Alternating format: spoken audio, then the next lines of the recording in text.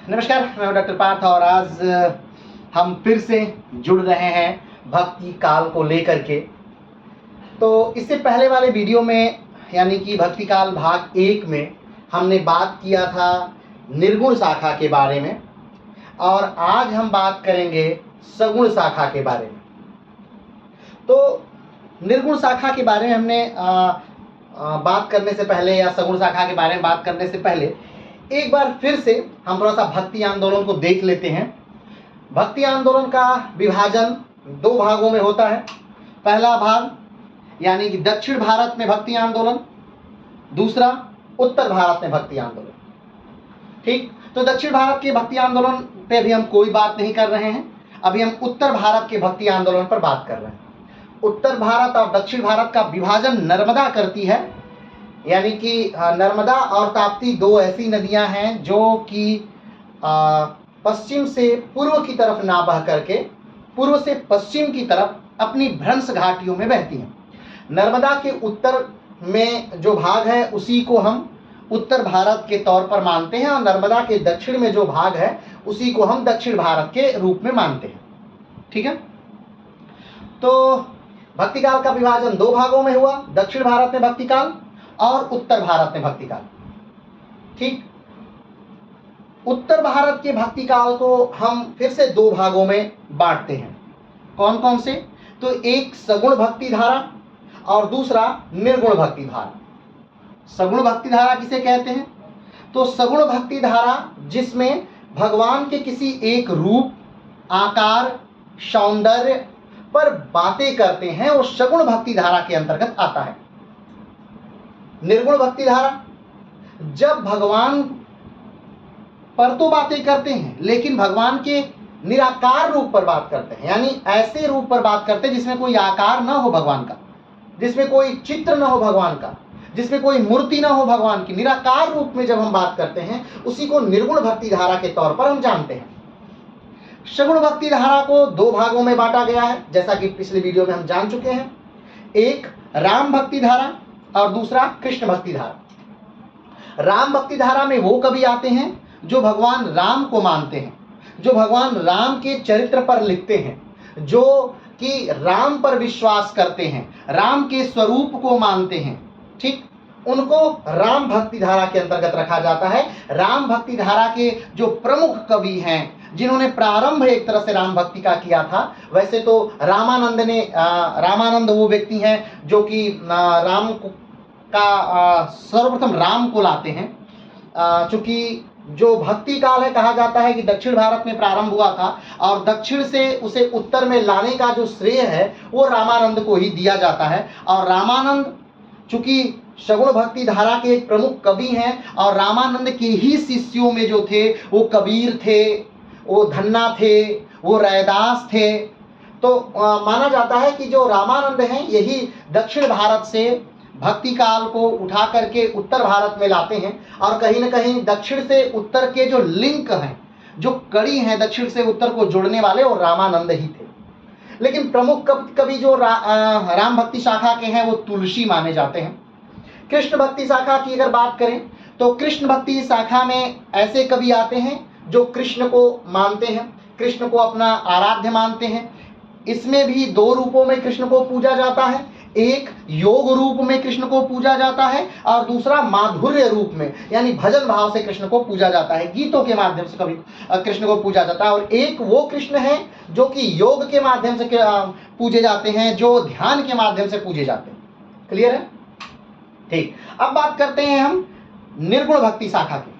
ठीक है, निर्गुण भक्ति शाखा यानी को भी 2 भागों में बांट दिया गया है, एक ज्ञान मार्गी और दूसरा प्रेम मार्गी। ज्ञान मार्गी का अर्थ कबीर कहते हैं कि भगवान को पाने के लिए ज्ञान की आवश्यकता है, यानी भगवान ज्ञान द्वारा प्राप्त किए जा सकते हैं। तो जो ऐसे व्यक्ति जो भगवान के निराकार रूप में विश्वास करता हो और जो ये मानता है कि भगवान ज्ञान के द्वारा प्राप्त किए जा सकते हैं, वो ज्ञान मार्गी के अंतर्गत आता है।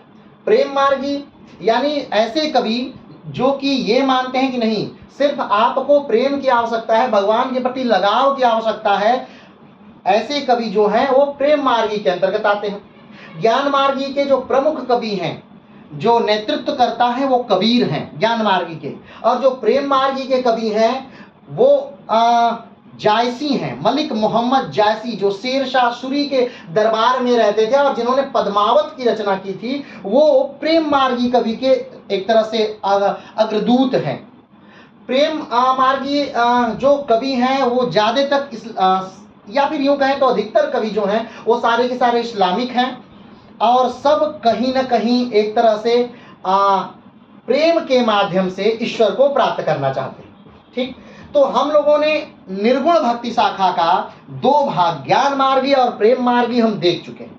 ठीक, आज हम बात करेंगे सगुण भक्ति धारा के कवि, सगुण भक्ति धारा की बातें, सगुण भक्ति धारा की विशेषताएं, ये सारी चीजें हम आज विशेष तौर पर भक्ति काल में बात करेंगे। उसके बाद फिर हम जब आगे बढ़ेंगे तब हम दक्षिण भारत में भक्ति काल की बात करेंगे, तब हम नयनार की बात करेंगे, तब हम अलवार की बात करेंगे। ठीक है, लेकिन आज हम बात कर रहे हैं सगुण भक्ति धारा। तो चलिए, भक्ति काल का भाग 2 है ये, और आज हम बात करने वाले हैं सगुण भक्ति धारा। सगुण का क्या अर्थ है? सगुण का अर्थ है कि जो साकार रूप है भगवान के साकार रूप में विश्वास करने वाले कवियों को ही कहा जाता है सगुण भक्ति धारा के कवि। ठीक है, जो भगवान के सगुण रूप में विश्वास करते हैं, जो आकार में विश्वास करते हैं, जो भगवान की खूबसूरती में विश्वास करते हैं, जिनका ये मानना है कि भगवान किसी रूप के हैं, किसी रंग के हैं, किसी आकार के हैं, भगवान अच्छे से मुस्कुराते हैं, भगवान का बोलना है, भगवान के पास धनुष है, या भगवान के पास मुरली है, या भगवान की नाकें बहुत खूबसूरत हैं, उनके आंख बहुत खूबसूरत हैं, भगवान के होठ बहुत प्यारे हैं, जो भगवान के किसी आकार की बातें करते हैं, जो एक आकृति की बातें करते हैं, वो सगुण भक्ति धारा के कवि माने जाते हैं। सगुण भक्ति धारा को हमने बताया कि 2 भागों में विभाजित किया जाता है। सगुण भक्ति धारा को, सगुण भक्ति धारा का जो प्रथम भाग है वो राम भक्ति, और सगुण भक्ति धारा का जो द्वितीय भाग है वो कृष्ण भक्ति। सगुण भक्ति धारा का राम भक्ति पक्ष, यानी कि जो ऐसे कवि जो राम को मानते हैं, राम का प्रतिनिधित्व करते हैं, तो उन्हें राम भक्ति कहा जाता है। सगुण भक्ति धारा का दूसरा कवि ऐसे जो कृष्ण को मानते हैं, जो कृष्ण की पूजा करते हैं, उन्हें सगुण भक्ति धारा का के ही कवि माना जाता है। लेकिन कृष्ण भक्ति का बात आती है कि कृष्ण या राम को अलग अलग भावों में पूजा जाता है। तो हमारे ग्रंथों में भगवान को कितने रूपों में पूजा जाता है, इसका भी विभेद किया गया है। कहा जाता है कि हमारे ग्रंथों में 5 रूप में भगवान के पूजन की बात कही गई है, कि 5 रूप में भगवान को हम पूजित करते हैं, यानी पूजते हैं। माने कि जब एक भक्त भगवान को पूजता है तो भगवान से अपना कोई रिश्ता बनाता है। आप भी जब कोई पूजा करते होंगे तो भगवान से एक रिश्ता बनाते होंगे। जैसे आप भगवान से रिश्ता बना सकते हैं दास से का, कि हे प्रभु आप मालिक हैं मेरे, मैं आपका दास हूं। ठीक, इस रूप में आप भगवान को पूज सकते हैं। दूसरा स्वरूप आप भगवान को पूज सकते हैं मित्र के रूप में, कि हे प्रभु आप मेरे मित्र हैं, आप मेरे सखा हैं। दास से रूप में का सबसे सटीक उदाहरण अगर देखा जाए तो हनुमान है। हनुमान राम को राम के दास से हैं। हनुमान कहते हैं कि मैं राम का दास हूं, वो मेरे प्रभु हैं, मैं उनका दास हूं। ठीक, ये हनुमान की भक्ति है दास से रूप में। दूसरा जो है मित्र रूप में, कि भगवान को आप मित्र रूप में पूजे। जैसे कि अर्जुन कहते हैं कि भगवान कृष्ण मेरे मित्र हैं, सखा हैं। सुदामा कहते हैं कि भगवान मेरे सखा हैं।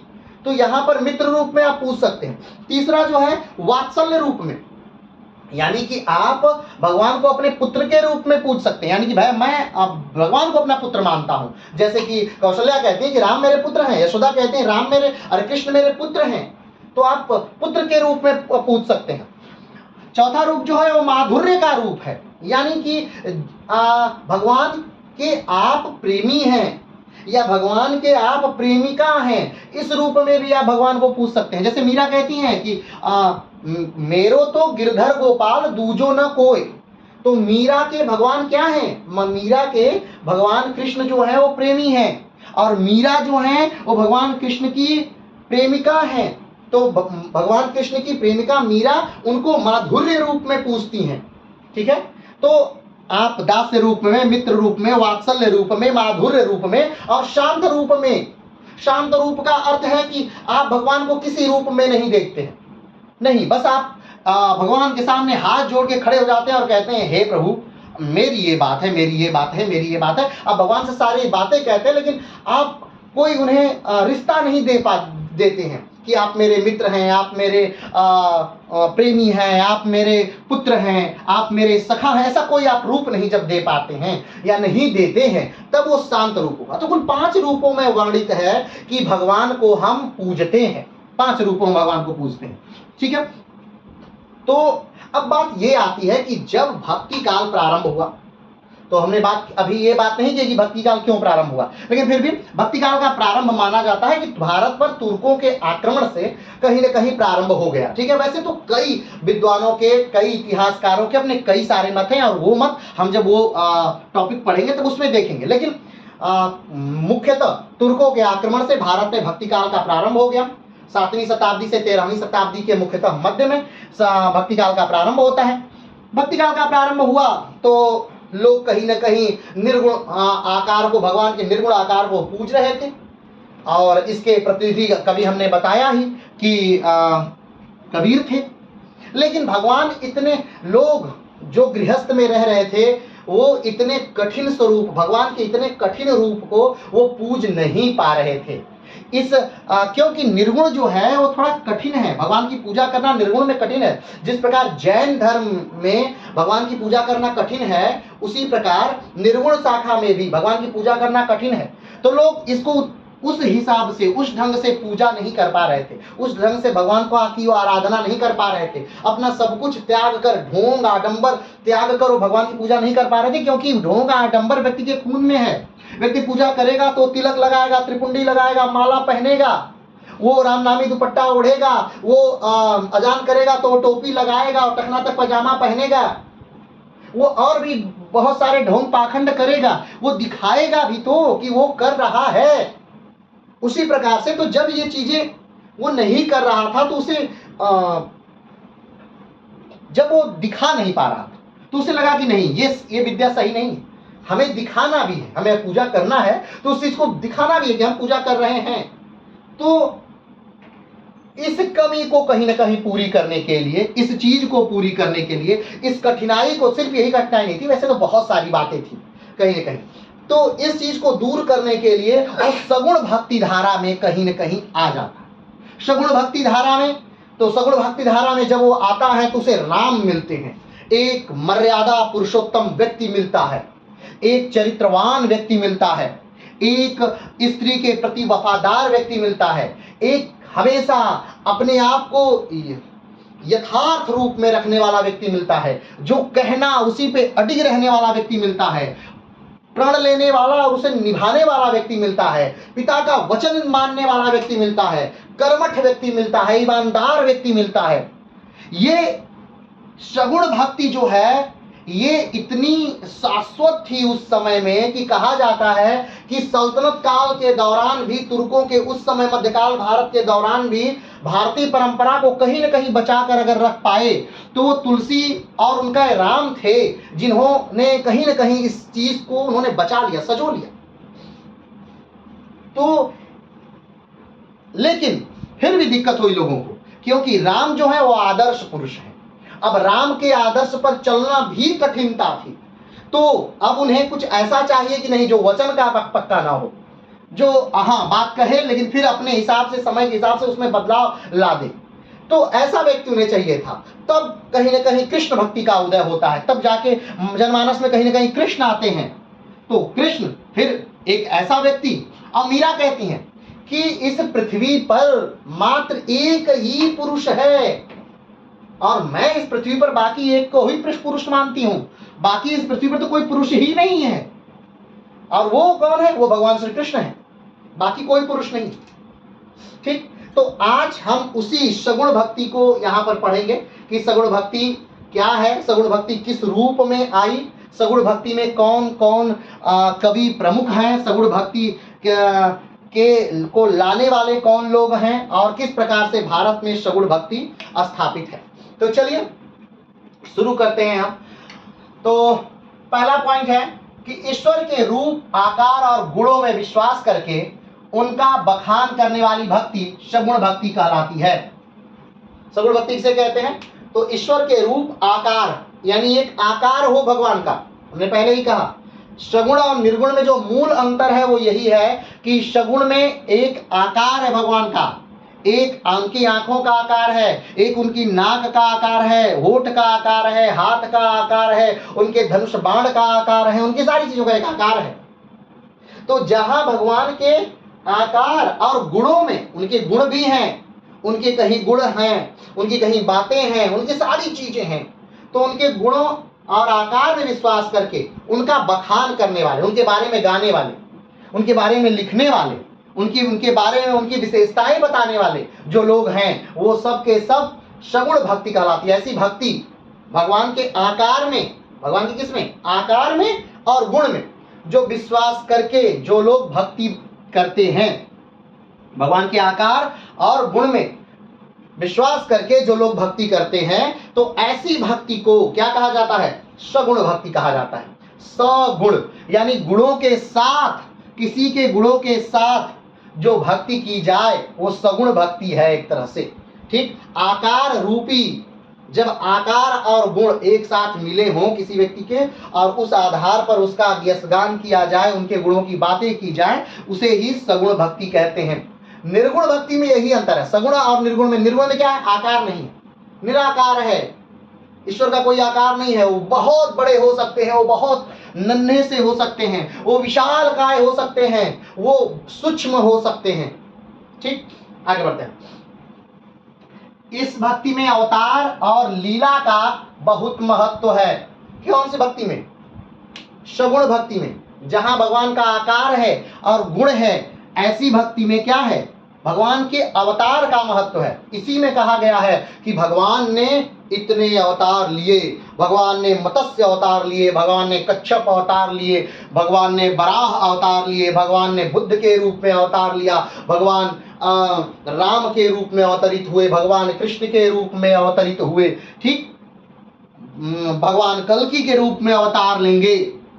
तो कहते हैं, कभी कहते हैं कि नहीं, इसमें भगवान अवतार लेते हैं जब जब हो ही, भगवत गीता में कहा जाता है कि जब जब हो ही धर्म की हानि, बढ़ही असुर अधम अभिमानी, तब तब प्रभु नित धरहि शरीरा, हरहु कृपा निधि सज्जन पीरा। यानी जब जब इस पृथ्वी पर धर्म की हानि और अधर्म का बोलबाला होगा, तब तब मैं आऊंगा और उस अधर्म को समाप्त करूंगा और धर्म का उत्थान करूंगा। तो यहाँ पर क्या है कि मानव के रूप में भगवान अवतार लेते हैं।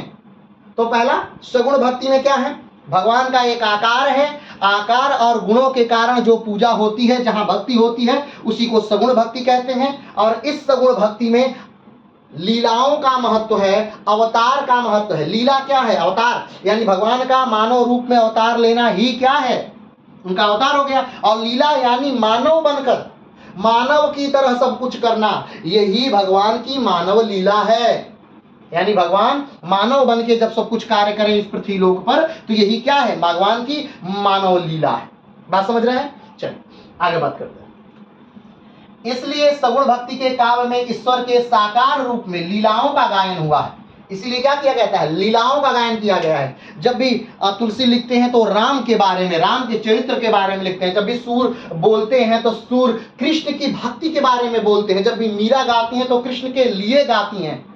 बात समझ रहे हैं? एक व्यक्ति है, उस व्यक्ति की लीलाओं के बारे में गाया जा रहा है। एक व्यक्ति है, उस व्यक्ति की महानता के बारे में गाया जा रहा है, उसके कार्यों के बारे में गाया जा रहा है। यहाँ भगवान के डायरेक्टली भगवान के बारे में नहीं गाया जा रहा है। जो भगवान ने अवतार लिया है और जो वो लीलाएं उस अवतार रूप में कर रहे हैं, उसके बारे में बोला गया है। बात समझ रहे हैं? ठीक, तो इस सगुण भक्ति की ये विशेषताएं, मुख्यतः विशेषताएं यही है कि सगुण भक्ति में भगवान अवतार लेंगे, भगवान मानव की तरह लीलाएं करेंगे, और जो कवि हैं भगवान के साकार रूप में उनके गुणों पर लिखेंगे, गायन करेंगे और उनका अभिनंदन करेंगे, उनके आचार को, विचार को, उनके किए गए कार्यों को प्रसारित करेंगे, जनमानस तक फैलाएंगे और ये बताएंगे इस भाव से कि भगवान भी मनुष्य अवतार जब ले सकते हैं और इन सारी परिस्थितियों को झेलकर अच्छे कार्यों को कर सकते हैं, तो आप ऐसा क्यों नहीं कर सकते। क्लियर है? चलिए आगे बढ़ते हैं। प्रसिद्ध कथन है कि भक्ति द्रविड़ उपजी लाए, प्रसिद्ध कथन है कि भक्ति द्राविड़ उपजी लाए रामानंद। यानी कि भक्ति कहाँ उपजी? कहा जाता है कि भक्ति जो है वो दक्षिण भारत में उपजी और उस दक्षिण भारत से उस भक्ति को लेकर कौन आया? तो रामानंद आए। कौन आया? तो रामानंद आए। रामानंद कौन? कहा जाता है कि कबीर के गुरु रामानंद, ठीक है, धन्ना के गुरु रामानंद, रैदास के गुरु रामानंद। वैसे हर एक कवि के बारे में हम विस्तार से पढ़ने वाले हैं, ठीक है। अभी बस ये चीजें खत्म हो जाए, उसके बाद इसके बाद जो हम पढ़ेंगे ना वो हर कवियों के बारे में ही, जो कवि सगुण शाखा के हैं या जो कवि निर्गुण शाखा के हैं, जो कवि प्रेम आश्रयी के हैं, जो कवि ज्ञान मार्गी के हैं, या फिर जो कवि राम भक्ति के हैं, जो कवि कृष्ण भक्ति के हैं, सारे कवियों को अलग अलग, सारे लेखकों को अलग अलग हम अध्ययन करेंगे। और आपको याद भी रखना होगा कि कौन से कवि किस मार्ग के हैं, ठीक है। ये क्योंकि अधिकतर प्रश्न जो पूछा जाता है यही कि जो कबीर हैं वो किस शाखा के कवि हैं। तो कबीर जो हैं वो निर्गुण भक्ति शाखा के कवि हैं, निर्गुण भक्ति। और निर्गुण भक्ति में किस मार्ग के? ज्ञान मार्गी या प्रेम मार्गी? तो ज्ञान मार्गी की शाखा के कवि कबीर, ज्ञान मार्गी शाखा, निर्गुण भक्ति कवि। तो ये आपको समझ में आ जाएगा। उनके कला पक्ष भाव पक्ष से ही ये बातें समझ में आ गई। अब ये कला पक्ष भाव पक्ष या प्रबंधन क्या है, ये आज के वीडियो में हम विस्तार से आपको बताएंगे। किसी बच्चे ने कमेंट भी किया था तो उसका उत्तर आज दे दिया जाएगा। आगे बढ़ते हैं। अर्थात भक्ति का उद्भव दक्षिण भारत में हुआ और इसे उत्तर भारत में रामानंद लेकर आए, ठीक। यानी भक्ति काल का प्रारंभ कहाँ होता है? तो भक्ति काल का प्रारंभ जो होता है वो दक्षिण भारत में होता है। अगर देखा जाए कब से होता है भक्ति काल का प्रारंभ, तो हमने पहले ही बताया कि इसका कोई उद्भव का समय नहीं है, लेकिन माना जाता है कि आदि गुरु शंकराचार्य से ही भक्ति काल का प्रारंभ हुआ, ठीक। और वहीं से कहीं ना कहीं भक्ति का जन्म होता है, आदि गुरु शंकराचार्य के समय से ही, ठीक है। और वहीं से दक्षिण से लेकर के आते हैं रामानंद उत्तर की तरफ भक्ति मार्ग, भक्ति आंदोलन को। चलिए आगे बढ़ते हैं। रामानंद ने राम को विष्णु का अवतार मानकर उनकी उपासना आरंभ की।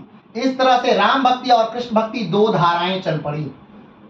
रामानंद क्या करते हैं? रामानंद विष्णु का अवतार किसे मानते हैं? राम को मानते हैं। और राम को प्रधान मानकर, राम को भगवान मानकर उन्हीं की उपासना रामानंद करते हैं, ठीक। और इस तरह से अब राम भक्ति निकल गई और फिर कुछ समय उपरांत कृष्ण भक्ति, यानी राम भक्ति और कृष्ण भक्ति दो शाखाओं में बढ़ गए। सगुण पहले तो निर्गुण, हमने पहले बताया कि भक्ति काल को दो भागों में बांट देंगे, दक्षिण भारत में भक्ति काल, उत्तर भारत में भक्ति काल, ठीक है। उत्तर भारत में भक्ति काल दो भागों में बट गया, एक निर्गुण एक सगुण। निर्गुण भाग जो भाग था उसके भी दो रूप हो गए, ज्ञान मार्गी प्रेम मार्गी, ठीक। सगुण जो था उसके भी दो भाग हो गए, कृष्ण भक्ति राम भक्ति। क्लियर है? चलिए आगे बढ़ते हैं। शंकराचार्य के मत ने उपासना के क्षेत्र में भक्ति के मार्ग को अवरुद्ध कर दिया था। अब बात आती है शंकराचार्य, देखिए ध्यान से लाइन को समझिएगा। शंकराचार्य के मत ने उपासना के क्षेत्र में भक्ति के मार्ग को अवरुद्ध कर दिया था। यानी शंकराचार्य के मत के बाद, शंकराचार्य ने जो मत दिया अद्वैतवाद, उसके बाद से जो भक्ति का मार्ग था वो अवरुद्ध हो गया था। अब आप कहेंगे कि शंकराचार्य के अद्वैत मत से भक्ति का मार्ग अवरुद्ध क्यों हो गया? अब अद्वैतवाद क्या है, द्वैतवाद क्या है, विशिष्टाद्वैतवाद क्या है, ये हम अलग से इसी भी एक क्लास लेंगे और उसे विस्तार से बताएंगे। लेकिन आज ये बात जानना जरूरी है कि किस प्रकार से शंकराचार्य के मत से जो है वो उपासना के क्षेत्र में भक्ति के मार्ग को अवरुद्ध किस प्रकार से कर दिया, भक्ति का मार्ग अवरुद्ध कैसे हो गया शंकराचार्य के मत द्वारा। तो पहले शंकराचार्य के मत को समझना होगा। शंकराचार्य ने मत दिया था, उन्होंने कहा था अद्वैतवाद। अद्वैतवाद का मूल सिद्धांत जो है, मूल सूत्र जो है वो है अहम ब्रह्मास्मि। अहम ब्रह्मास्मि एकोहम द्वितीयो नास्ति ना भूतो ना भविष्यति। अर्थात यानी कि मैं ही स्वयं ब्रह्मा हूं, आत्मा और परमात्मा अलग अलग नहीं है, जीव और ब्रह्मा अलग अलग नहीं है, पूरा जगत एक ही ब्रह्म है। यानी जीव ऐसा नहीं है कि एक ब्रह्म है और एक जीव है, यानी एक भगवान है एक भक्त है, ऐसा नहीं है। मैं स्वयं ही भगवान हूं, मेरी आत्मा जो है वही भगवान है। तो जब, अब ध्यान दीजिए, जब मैं स्वयं भगवान हूं तो आराधना किस बात की और आराधना किसकी? तो इसलिए कहा गया कि शंकराचार्य के मत ने कहीं न कहीं अब भक्ति मां के मार्ग को क्या कर दिया? अवरुद्ध कर दिया। अहम ब्रह्मास्मि एको हम द्वितीयो नास्ति ना भूतो ना भविष्यते, माने मैं स्वयं ही क्या हूं? ब्रह्म हूं। और जब मैं स्वयं ही ब्रह्म हूं तो आराधना किसकी? भक्ति किसकी? तो इसलिए मार्ग क्या हो गया था? अवरुद्ध हो गया शंकराचार्य के।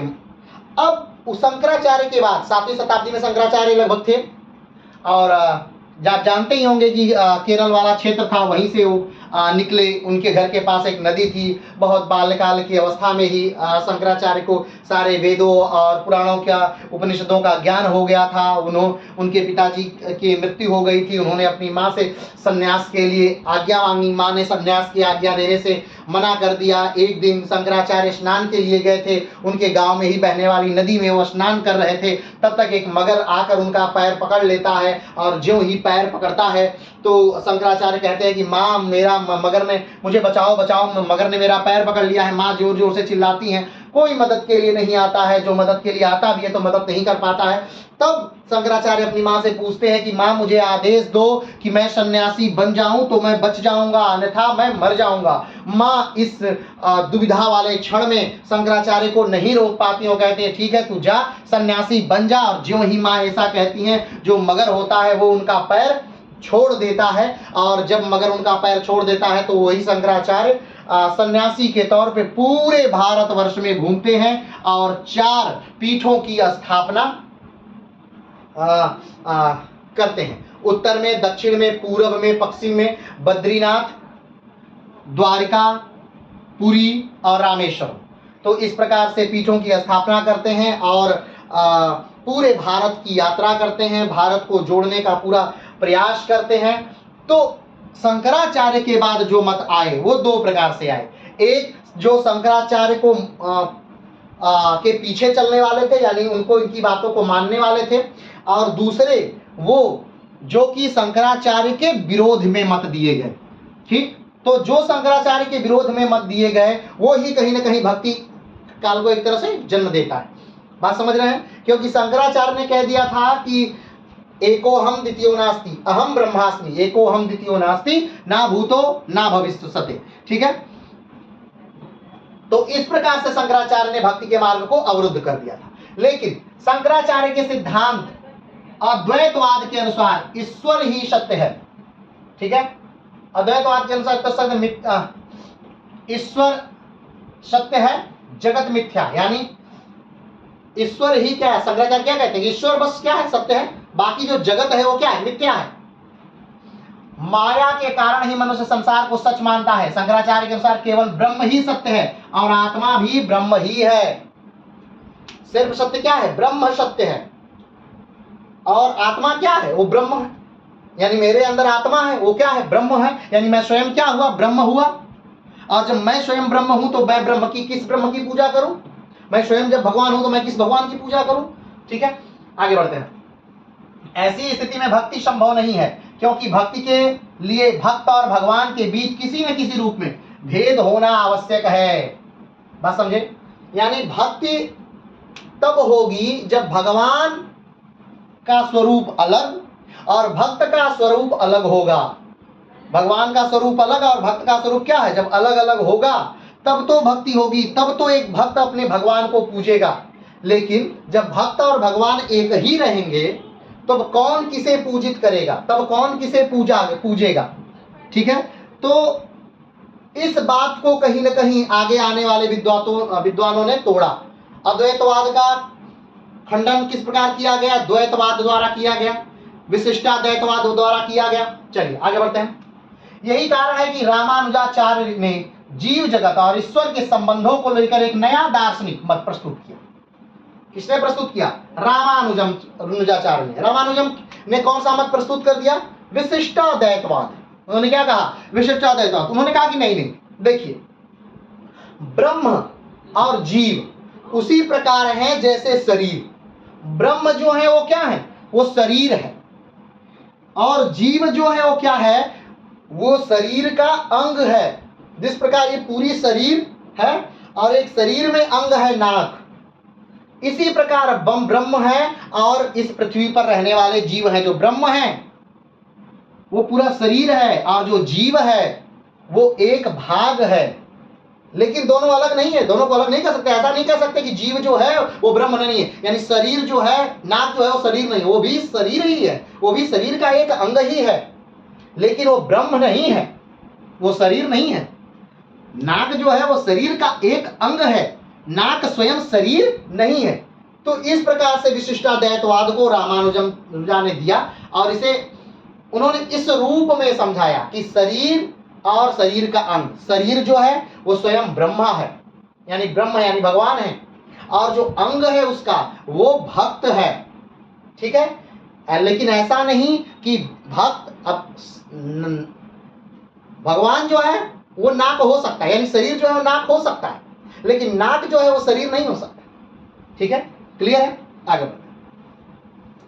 ठीक, तो इस रूप को उन्होंने दिया और धीरे धीरे फिर भक्ति का मार्ग बहुत तेजी से आगे की तरफ बढ़ा। ठीक, इसके बाद राम भक्ति का प्रचलन जो था, यानी कि सगुण शाखा में जहां रूप की बात हो रही है, जहां आकार की बात हो रही है, जहां भगवान के गुणों की बात हो रही है, तो उनके सगुण रूप का प्रारंभ होता है। भगवान के सगुण रूप में भगवान पूजित होने लगते हैं, और सगुण रूप में पूजित होने वाले भगवान कौन है को दो भागों में बांट दिया गया है, एक राम और एक कृष्ण, यानी राम भक्ति शाखा और कृष्ण भक्ति शाखा। तो चलिए आइए देखते हैं हम राम भक्ति शाखा को। किसको? राम भक्ति शाखा को। तो राम भक्ति शाखा की पहली लाइन क्या है? राम भक्ति शाखा के सर्वाधिक प्रसिद्ध कवि तुलसीदास हैं।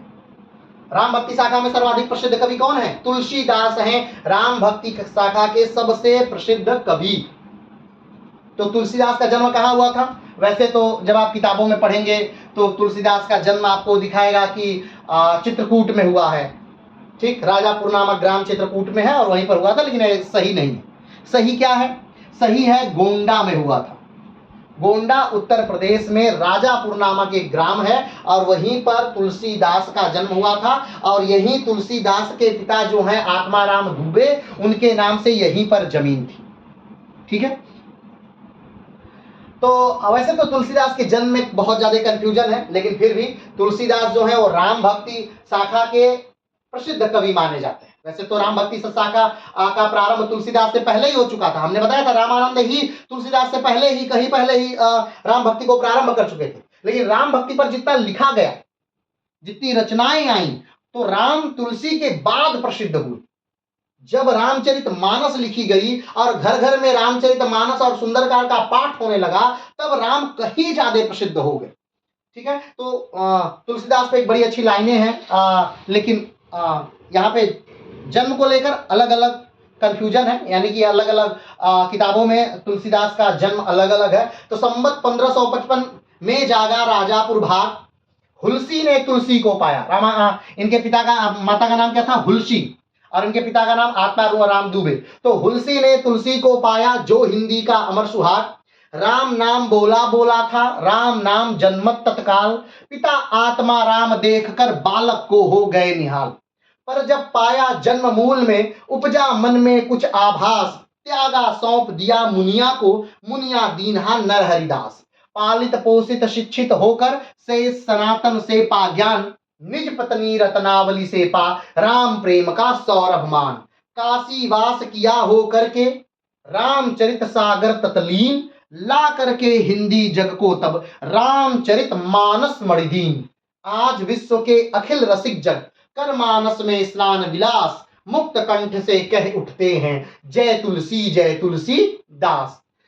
इनके मृत्यु के बारे में भी दो लाइनें काफी प्रचलित है कि संबत 1680 असी गंग के तीर श्रावण शुक्ला सप्तमी तुलसी तजो शरीर। तुलसीदास के बारे में कहा जाता है कि भाई जो इनकी पत्नी थी मुनिया, सॉरी मुनिया नहीं, रत्नावली, इनकी जो पत्नी थी रत्नावली, उनसे तुलसीदास का काफी लगाव था। तो एक बार रत्नावली अपने मायके चली जाती है और तुलसीदास उसके साथ साथ चले जाते हैं और रत्नावली को बहुत गुस्सा आता है और रत्नावली कहती है कि लाज न आवत आपको दैर ही आत हो यहू साथ, लाज न आवत आपको दौर ही आए यहू साथ, धिक धिक ऐसे प्रेम को कहाँ कहूं मैं नाथ, अस्ति चरम मम देह मम तापर ऐसी प्रीत, ऐसी जो हो श्री राम पर कह न हो भव भी। और ये बात कहीं ना कहीं तुलसीदास को लग जाती है और तुलसीदास सारा मोह माया संसार को त्याग करके राम की भक्ति में लीन होकर के राम को खोजने निकल पड़ते हैं। कहा जाता है फिर उनसे हनुमान जी मिलते हैं, राम आशीर्वाद देते हैं। चित्रकूट के बड़े प्रसिद्ध दो लाइनें हैं कि चित्रकूट के घाट पर भई संतन की भीड़ और तुलसीदास चंदन रगड़े तिलक देत रघुवीर, और स्वयं रामचंद्र उन्हें दर्शन देते हैं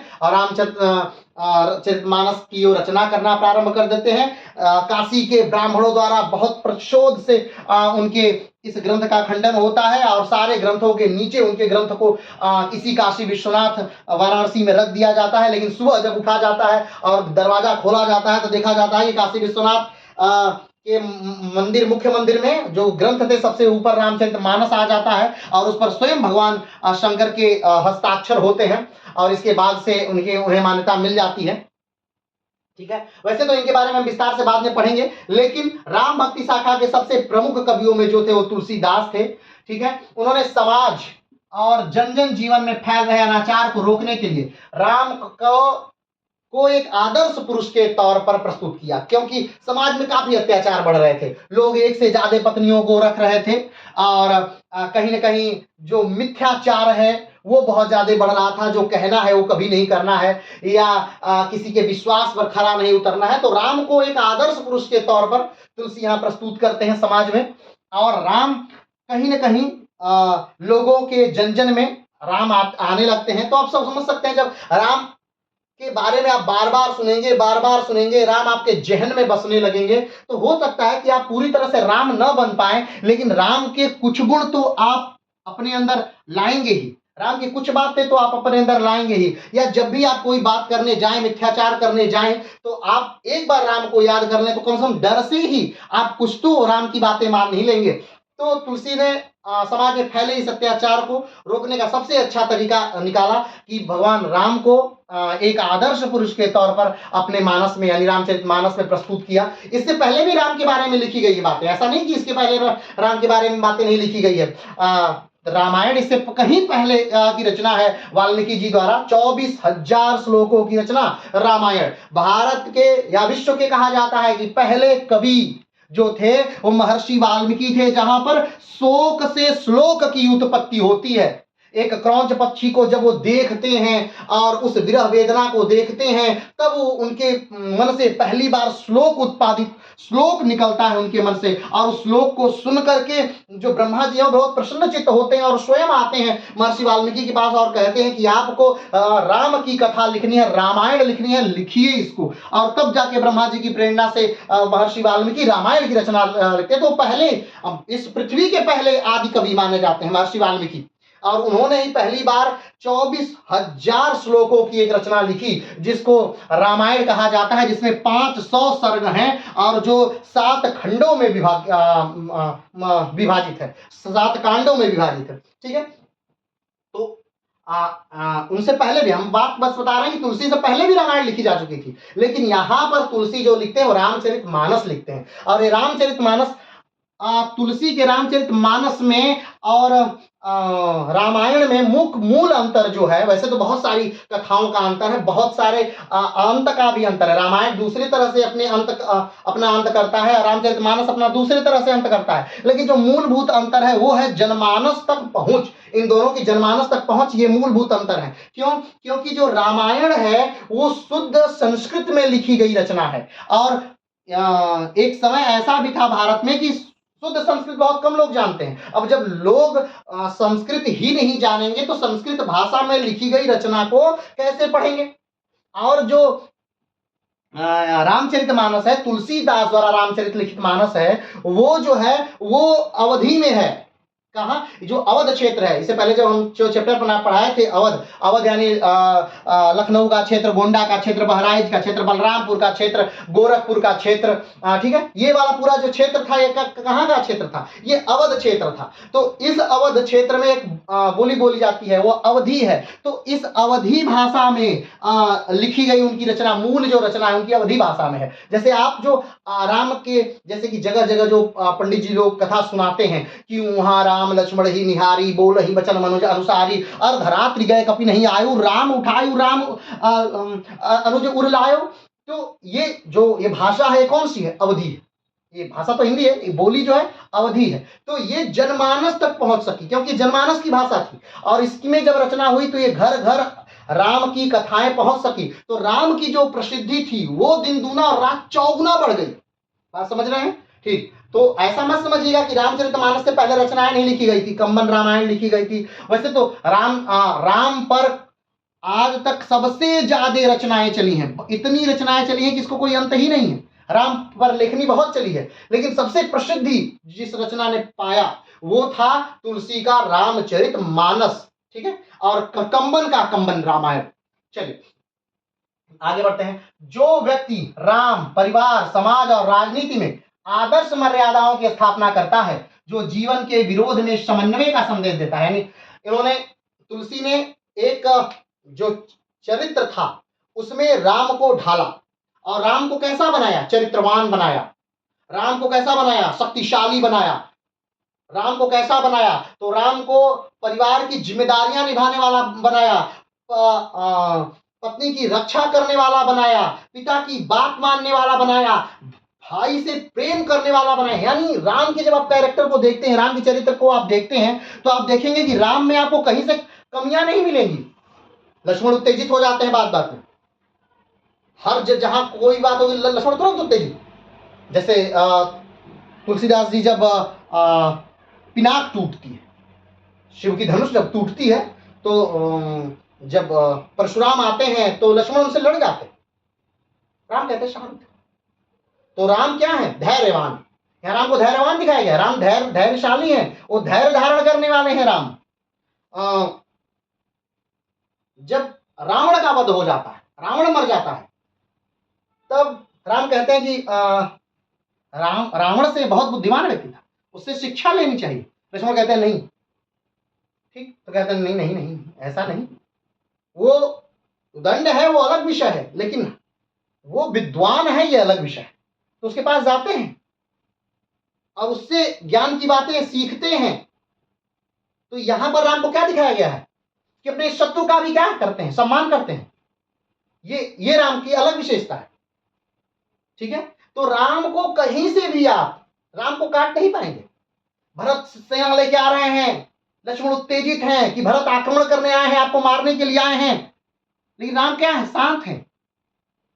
तो अग्रसोची, आगे की सोचते हैं, भविष्य दृष्टा है, शांत रहते हैं, विपरीत परिस्थितियों में भी आपा नहीं खोते हैं, ठीक। तो शक्तिशाली, रावण से लड़ रहे हैं, बांदरों की सेना लेकर लंका पर विजय प्राप्त कर रहे हैं, शक्तिशाली हैं, ठीक। उसी समुद्र की प्रार्थना करके पूजन कर रहे हैं, और जब देख रहे हैं कि वो समुद्र बात नहीं मान रहा तो उस पर बाण भी निकाल रहे हैं, कायर भी नहीं है राम। यानी आप राम के चरित्र को जब आप देखेंगे तुलसी के नजर में, तुलसी की नजर में हम बात कर रहे हैं, ध्यान रखिएगा, अलग अलग रामायण है, राम की अलग अलग विशेषताएं हैं, लेकिन यहां कौन से राम की हम बात कर रहे हैं, हम तुलसी के राम की बात कर रहे हैं। हाँ, अगर आप ये सोच रहे हैं कि तो क्या सब जो भी लेखक हैं उनके राम अलग अलग हैं, हाँ, सबके राम अलग अलग हैं, और सारे राम की विशेषताएं अलग अलग हैं। कंबन के राम अलग हैं, वाल्मीकि के राम अलग हैं, और तुलसी के राम अलग हैं, इनकी विशेषताएं अलग हैं।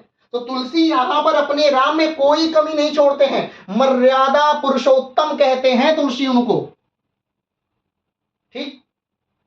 तो तुलसी ने अपने कैरेक्टर में कोई नहीं बात छोड़ी। तो उन्होंने कहा, क्या कहा, जो व्यक्ति परिवार की बात मानता है, समाज और राजनीति में आदर्श, यानी राम राज्य, आज भी जब कोई भाषण होता है, कोई मंच से कोई व्यक्ति बोलता है तो कहता राम राज्य की परिकल्पना, यानी राम राज्य की परिकल्पना क्या है, क्या है राम राज्य।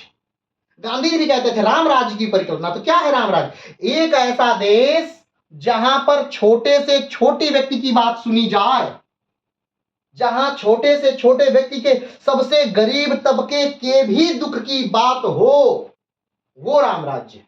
जहां कोई दुखी ना हो, वो राम राज्य है।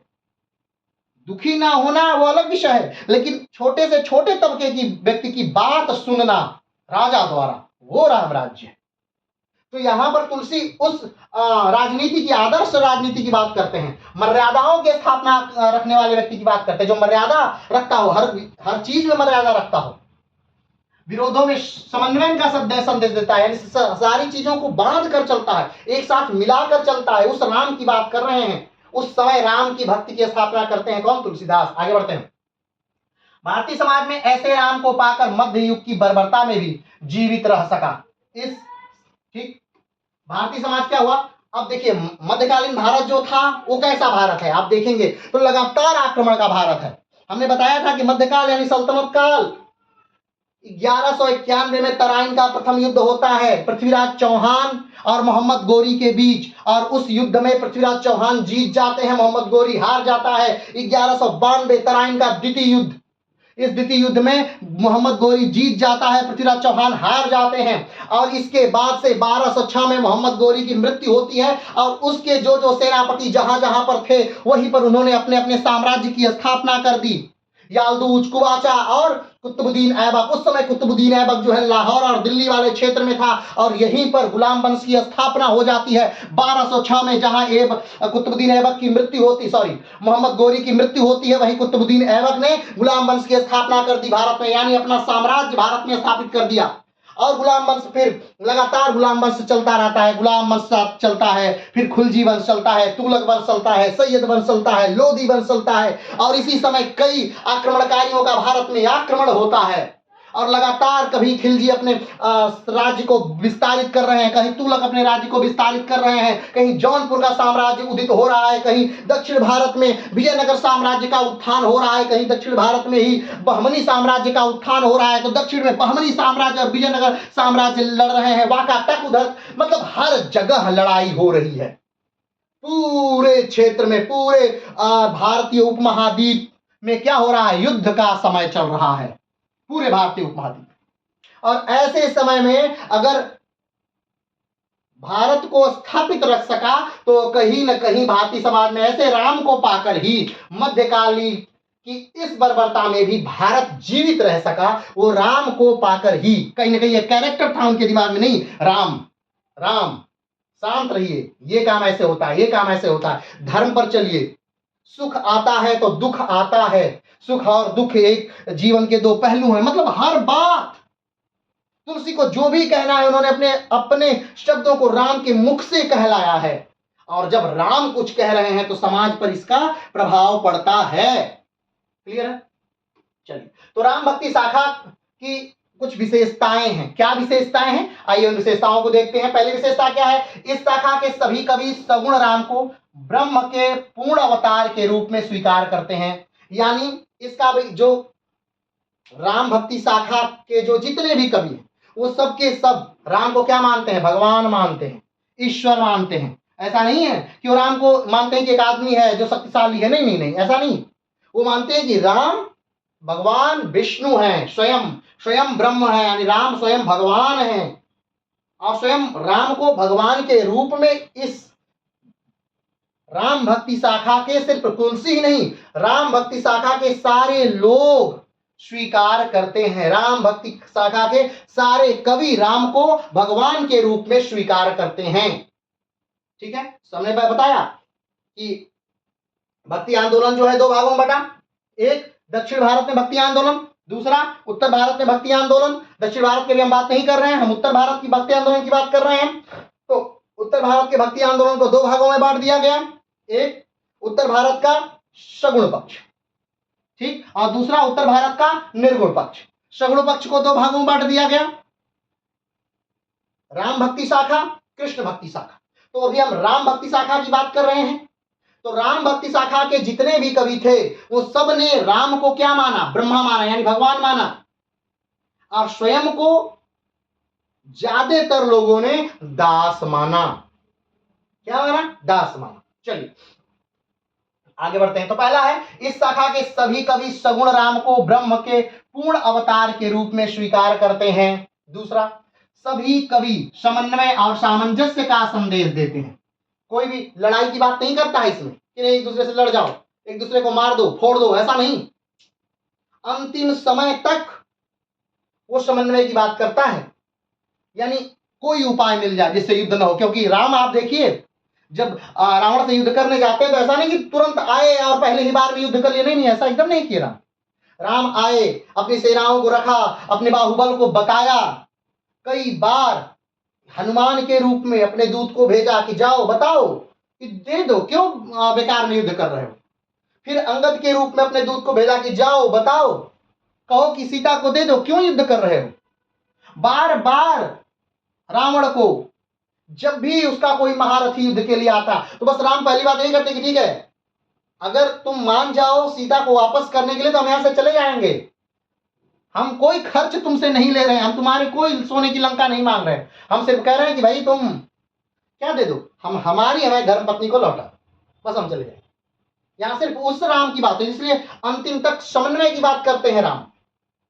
ठीक है, यहां पर समन्वय का संदेश दिया जाता है, मिल मिलाप के चलने का संदेश दिया जाता है। आगे बढ़ते हैं।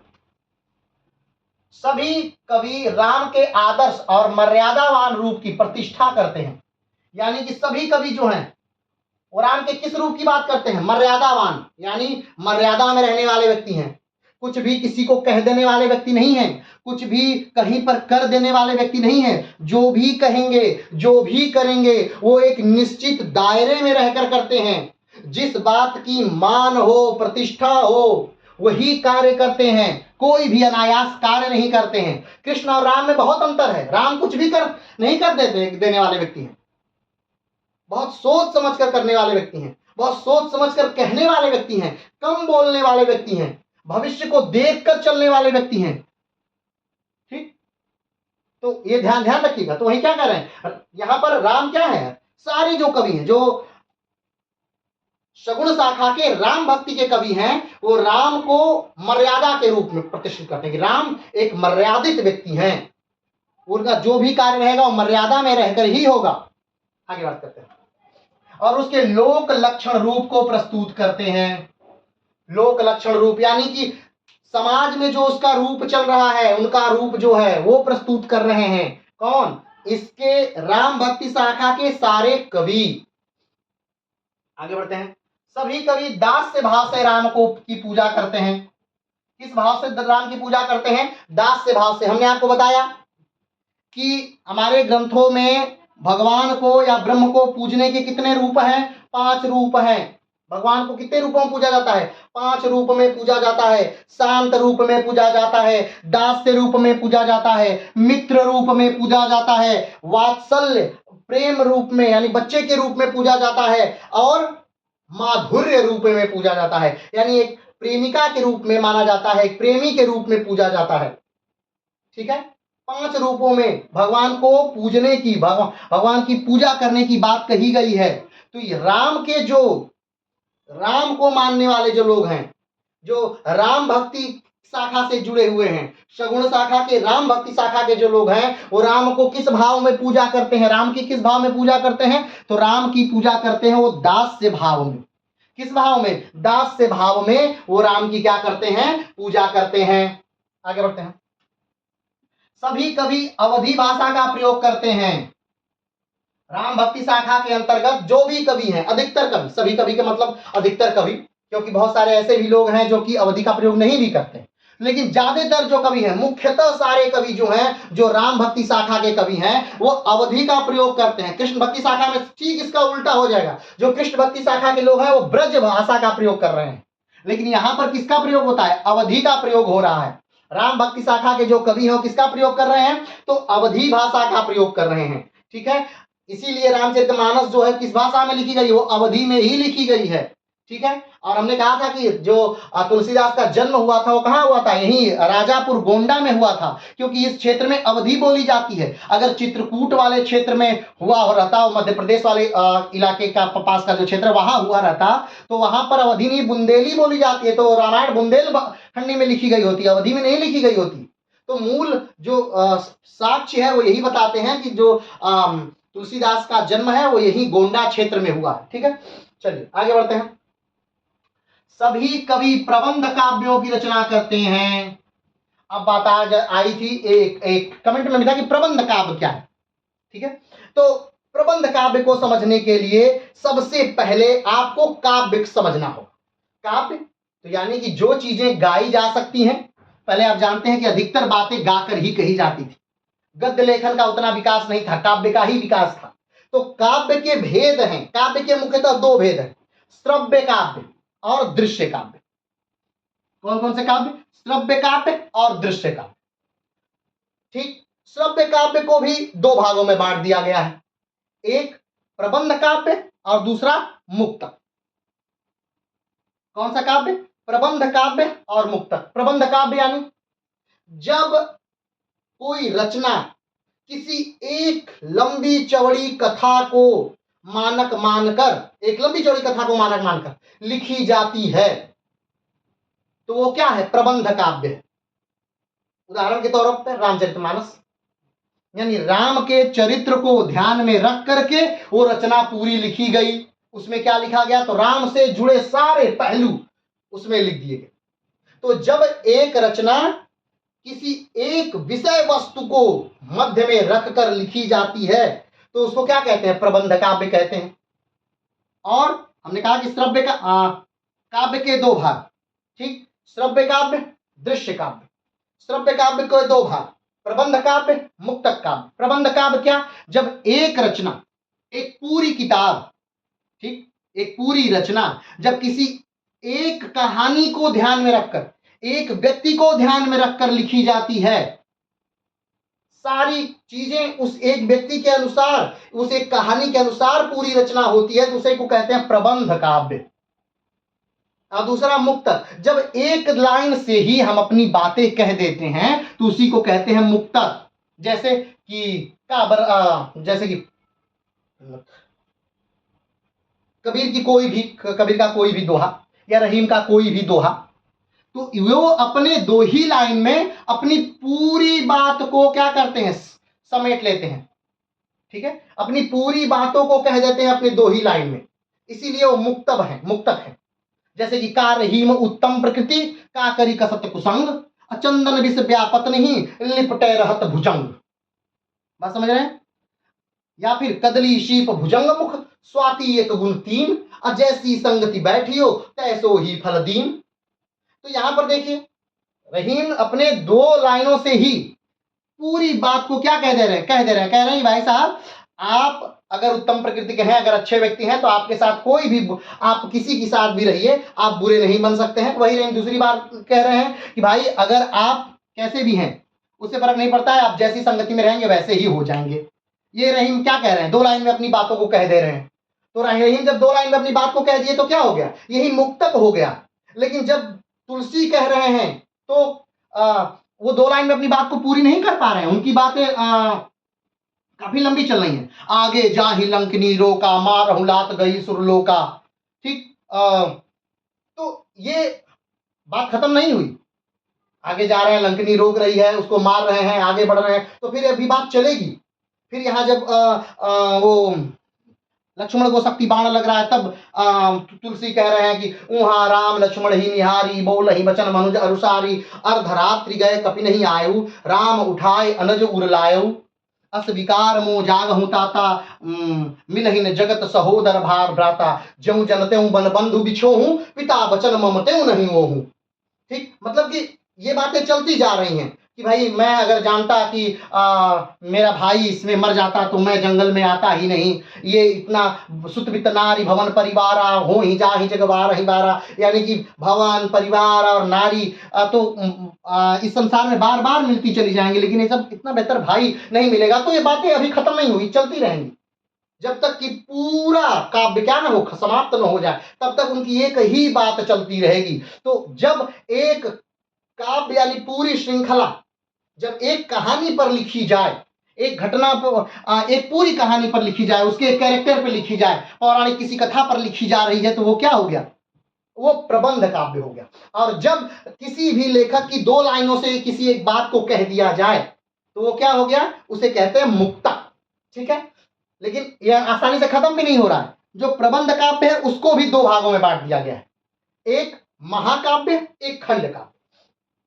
महाकाव्य यानी कोई लंबी चौड़ी कहानी, इतिहास से किसी एक कहानी को उठाना और उस पर एक लंबी चौड़ी कहानी को लिखना, ये महाकाव्य हो गया। जैसे रामायण, महाभारत, ये क्या है, महाकाव्य है। ये क्या है, महाकाव्य है। तो एक घटना है पूरी, एक घटना को उठाया गया और उस पूरी घटना को लिखा गया, ये महाकाव्य हो गया। खंड काव्य किसी ऐतिहासिक घटना की एक चीज, एक कैरेक्टर को उठा करके, एक पक्ष को उठा करके उस पर लिख देना, वही क्या है, खंड काव्य। जैसे रश्मि रथी, दिनकर की रश्मि रथी जो सिर्फ कर्ण का चित्रण कर देती है, वो क्या है, खंड काव्य। खंड काव्य की एक और विशेषता है कि 7 से ज्यादा सर्ग इसमें नहीं हो सकते। अधिकतम सर्ग जो होंगे वो कितने होंगे, 7 ही होंगे। तो जहां सर्गों की संख्या अधिकतम 7 हो सकती है, या हमारे ऐतिहासिक कैरेक्टर में से किसी एक कैरेक्टर को निकाल कर उस पर ही लिखा गया हो, पूरी कहानी पर नहीं लिखा गया, वो खंड काव्य है। और जब पूरी कहानी पर लिखा गया है वो क्या है, महाकाव्य है। तो ये प्रबंध काव्य के 2 भाग हैं, महाकाव्य, खंड काव्य। बात समझ रहे हैं? चलिए आगे बढ़ते हैं, काव्य की रचना करते हैं आगे। तो सारे जो कवि हैं वो किस काव्य की रचना करते हैं, तो प्रबंध काव्य की रचना करते हैं। प्रबंध काव्य समझ गए, यानी एक कहानी बनाते हैं, पहले एक कहानी उनके दिमाग में पहले से है और उस कहानी को अपने काव्य के माध्यम से पिरो पिरो कर उस कहानी को पूरा करते हैं, यानी प्रबंध काव्यों की यहाँ रचना करते हैं। आगे बढ़ते हैं। सभी कवि दोहा, चौपाई, छंदों का प्रयोग करते हैं। कैसे प्रयोग करते हैं, दोहे को प्रयोग करते हैं, चौपाई का प्रयोग करते हैं, छंदों का प्रयोग करते हैं। ठीक है, आप कमेंट बॉक्स में बताइएगा दोहा किसे कहते हैं, चौपाई किसे कहते हैं, छंद किसे कहते हैं। और अगर न समझ में आए पढ़ने के बाद भी तो कमेंट बॉक्स में पूछ लीजिएगा कि सर बता दीजिए दोहा, चौपाई, छंद किसे कहते हैं। अगले वीडियो में हम उसे आपको बता देंगे। ठीक है, आगे बढ़ते हैं। सभी कवि वात्सल्य, वीर, शांत रसों का ही विशेषता का प्रयोग करते हैं। कितने रसों का प्रयोग कर रहे हैं यहाँ पर, वात्सल्य रस। अब बात आती है, रस क्या होता है, किसी चीज को सुन करके, किसी चीज को देख करके, किसी चीज को पढ़ करके हमारे मन में जो भाव उत्पन्न होते हैं उसी को रस कहते हैं। क्या कहते हैं, रस कहते हैं। जैसे किसी चीज को आप देख रहे हैं और उसे देख करके आपके मन में क्रोध का भाव आ रहा है। कैसा भाव आ रहा है, क्रोध का भाव आ रहा है, तो कौन सा रस हो गया, रौद्र रस हो गया। किसी चीज को देख करके आपके मन में दुख का भाव उत्पन्न हो रहा है, तो या शोक का भाव उत्पन्न हो रहा है, तो कौन सा रस हो रहा है, करुण रस हो गया। किसी चीज को देख करके आपके मन में हास्य का भाव उत्पन्न हो गया, तो हास्य का भाव उत्पन्न हो तो कौन सा रस हो गया, हास्य रस हो गया। तो किसी चीज को देखकर आपके मन में उत्साह का भाव उत्पन्न हो गया, तो कौन सा रस हो गया, वीर रस हो गया। रस कितने हैं, तो कहीं कहीं कुछ कवि 9 रस बताते हैं, कुछ लोग कहते हैं 10 रस का रस है, कुछ लोग कहते हैं नहीं 11 रस हैं। कौन कौन से रस हैं, तो फिर भी आप सारे रसों को जान लीजिए। तो रौद्र भयानक वीर रस, करुण हास्य श्रृंगार, अद्भुत शांत विभस्त रस, वात्सल्य और भक्ति रस, ये कुल 11 रस हैं। और सारे रसों की का एक अपना स्थायी भाव होता है। ठीक है, हर रस का क्या है, एक स्थायी भाव होता है। तो जो राम भक्ति शाखा के कवि हैं वो किस रस में लिखते हैं, वो वीर रस में रस लिखते हैं। किस रस में लिखते हैं, वीर रस में लिखते हैं। वो किस रस में लिखते हैं, शांत रस में लिखते हैं। वो किस रस में लिखते हैं, वात्सल्य रस में लिखते हैं। वो किस में रहते हैं, वात्सल्य रस क्या है, जब हमारा प्रेम किसी बच्चे के लिए उमड़ता है, जब पिता का प्रेम अपने पुत्र के लिए उमड़े, जब माँ का प्रेम अपने पुत्र के लिए उमड़े, तो वो क्या है, वात्सल्य रस है। लेकिन हमने कहा ना माधुर्य, जब भगवान की पूजा करते हैं माधुर्य रूप में, तो वात्सल्य नहीं है। माधुर्य और वात्सल्य अलग अलग है। माधुर्य कहाँ आएगा, जहां प्रेमी और प्रेमिका का प्यार होगा वहां माधुर्य आएगा। जहां नायक नायिका का प्रेम होगा वहां माधुर्य आएगा। जहां पति पत्नी का प्रेम होगा वहां माधुर्य आएगा। लेकिन जहां माता पिता जहां बच्चा, हाँ यानी कि पुत्र और माँ का प्रेम होगा वहां वात्सल्य आएगा। जहां पिता और बच्चे का प्रेम होगा वहां वात्सल्य आएगा। ये प्रेम जो होगा वात्सल्य के अंतर्गत आएगा। बात समझे, चलिए आगे बढ़ते हैं। सभी राम के व्यापक जीवन पर ही रचनाएं करते हैं। जो राम भक्ति शाखा कवि हैं वो किस पर रचनाएं क्या करते हैं, तो राम के व्यापक जीवन पर, सिर्फ राम की किसी एक पक्ष पे नहीं, राम के पूरे जीवन पर व्यापक तौर पर लिखते हैं राम भक्ति के शाखा के कवि। इस शाखा के प्रमुख कवि निम्न हैं। राम भक्ति शाखा के प्रमुख कवि कौन कौन से हैं, तो आप जानते ही हैं, तुलसी हैं, नाभादास हैं, भक्तमाल हैं, प्राणचंद्र चौहान हैं, हृदय राम है, रामानंद है, अग्रदास हैं, ईश्वरदास हैं, केशवदास हैं, नरहरिदास हैं, मंदाकिनी है, प्रियादास है, महाकवि भूषण है, रामदास हैं, तुकाराम है, संत एकनाथ है। इन सारे कवियों के बारे में, मुख्य सारे कवियों के बारे में हम एक एक सेशन लेकर के आएंगे ताकि आप उन्हें विस्तार से जान सकें, आप उनके भाव पक्ष को जान सकें, आप उनके कला पक्ष को जान सकें, आप उनकी रचना की विशेषताओं को समझ सकते हैं, उनके जन्म मृत्यु माता पिता के बारे में जान सकें, ताकि जब भी पूछा जाए कि ये सगुण भक्ति के कवि हैं, निर्गुण भक्ति के कवि हैं, ये प्रेमाश्रयी की कवि हैं, ये ज्ञान मार्गी के कवि हैं, तो आप तुरंत बता सकें कि हाँ ये किस चीज के कवि। क्लियर है? चलिए अगला जो टॉपिक है वो है कृष्ण भक्ति शाखा। कौन सी भाषा? शाखा कृष्ण भक्ति, यानी कि जहां पर जिस शाखा के अंतर्गत हम भगवान कृष्ण की उपासना करते हैं, कृष्ण की पूजा करते हैं, वो कौन सी भक्ति की शाखा है? कृष्ण भक्ति शाखा। फिर से आप देखिएगा, भक्ति काल की फिर से विभाजन देखिए। भक्ति काल का विभाजन दो रूपों में होता है। दक्षिण भारत में भक्ति काल का भक्ति आंदोलन, उत्तर भारत में भक्ति आंदोलन। दक्षिण भारत की अभी हम एकदम बात नहीं करेंगे क्योंकि आप कंफ्यूज होंगे, इसे एकदम पूरी तरह से छोड़ देते हैं। हम सिर्फ बात कर रहे हैं उत्तर भारत में भक्ति आंदोलन। उत्तर भारत में भक्ति आंदोलन को दो भागों में बांटा गया, सगुण शाखा, निर्गुण शाखा। सगुण शाखा यानी जो भगवान के आकार के बारे में बात करता है, जो भगवान के रूप, रंग, आकृति और उनके गुणों के बारे में बात करता है, वो सगुण शाखा है। निर्गुण शाखा जिसमें भगवान निराकार है, जिनका कोई अपना आकार नहीं है, जो उस शाखा के अंतर्गत बात करता है, वो निर्गुण शाखा। ठीक है, सगुण शाखा को भी दो भागों में बांटा गया है, एक कृष्ण भक्ति शाखा, एक राम भक्ति शाखा। कृष्ण भक्ति शाखा यानी जिसमें कृष्ण की पूजा होती है, कृष्ण को भगवान माना जाता है, ब्रह्म रूप में स्वीकार किया जाता है, कृष्ण भक्ति शाखा। और एक राम भक्ति शाखा जिसमें राम को भगवान के रूप में स्वीकार किया जाता है, ब्रह्म के रूप में स्वीकार किया जाता है, वो राम भक्ति शाखा। ठीक, अब जो निर्गुण भक्ति शाखा है उसे भी दो भागों में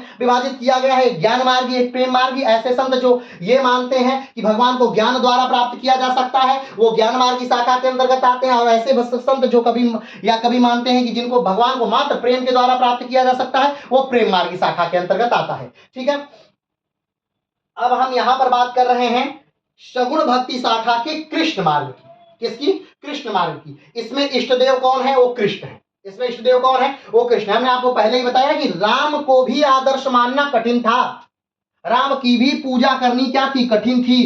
क्यों कठिन थी? क्योंकि राम एक चरित्रवान व्यक्ति है, राम एक धैर्यवान व्यक्ति हैं, राम अपना आपा नहीं खोते हैं, राम जो कहते हैं वो करते हैं, राम एक ही स्त्री से विवाह को निभाते हैं, राम हर जन की सेवा करते हैं, राम सबके बारे में सोचते हैं। एक व्यक्ति के कहने से अपनी स्त्री को अपने राजमहल से निकाल देते हैं, अपने सबसे प्रिय भाई लक्ष्मण को मृत्यु दंड भी दे देते हैं।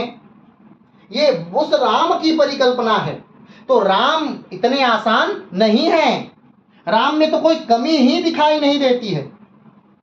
राम आदर्श पुरुष हैं, मर्यादित पुरुष हैं। मर्यादित पुरुष का मतलब मर्यादा में रहते हैं। वो अनायास कुछ बोलते नहीं, अनायास कुछ कहते नहीं, अनायास कुछ करते नहीं। जो बोलेंगे, जितना बोलेंगे वो करेंगे, जो कहेंगे वही करेंगे, वचन देंगे तो उसे निभाएंगे, मित्र हैं तो उसका साथ देंगे, शत्रु हैं तो उसको भी सुधारने का प्रयास करेंगे। ये राम की खासियत थी और राम को निभाना भी कठिन था। इसलिए कहीं न कहीं समाज में एक और शाखा की आवश्यकता थी, तो उस शाखा की पूर्ति के लिए कहीं न कहीं कृष्ण भक्ति शाखा का जन्म होता है। ठीक है, चलिए आगे बढ़ते हैं। मध्यकालीन भक्ति आंदोलन में कृष्ण भक्ति काव्य का महत्वपूर्ण स्थान है। निर्गुण संतों की ज्ञान मार्गी साधना जन सामान्य के जीवन से मेल नहीं रख पाती थी। ठीक है, ध्यान दीजिएगा, निर्गुण संतों की ज्ञान मार्गी साधना जन सामान्य के जीवन से मेल नहीं रख पाती थी। यानी जो निर्गुण भक्ति से लोग जुड़े हुए थे, उनसे एक सामान्य गृहस्थ जीवन चल में जीने वाला व्यक्ति अपने आप को जोड़ नहीं पा रहा था। ठीक, अब कहाँ वो निर्गुण भक्ति वाले कवि, कहाँ वो ब्रह्म रूप में स्वीकार करने वाले कवि, भगवान नहीं है फिर भी उनकी भक्ति कर लेने वाले कवि, किस रूप में है उससे उन्हें कोई लेना देना नहीं, बस भगवान को बिना किसी मूर्ति के समक्ष बैठे ही अपने आप में महसूस कर लेने वाले कवि। तो ऐसा एक सामान्य मनुष्य नहीं भगवान को महसूस कर पा रहा था उस रूप में, उसके लिए एक मूर्ति की आवश्यकता थी। ठीक है, बात समझ रहे हैं? चलिए, अतः निर्गुण संतों की कठोर साधना सर्वग्राह नहीं बन सकी। निर्गुण संतों की जो कठोर साधना थी वो सर्वग्राह यानी सबके साथ नहीं पहुंच सकी, यानी सब लोग उसे स्वीकार नहीं कर पाए। एक आम आदमी निर्गुण भक्ति को उस रूप में स्वीकार उतना नहीं कर पाया, इसलिए निर्गुण भक्ति जो थी वो जनमानस तक नहीं पहुंच सकी, वो कुछ लोगों तक ही सीमित रह गई, वो एक आम आदमी के साथ तक नहीं जा सकी। बात समझ रहे हैं? परिणाम स्वरूप निर्गुण भक्ति में सूफी काव्य का उदय हुआ।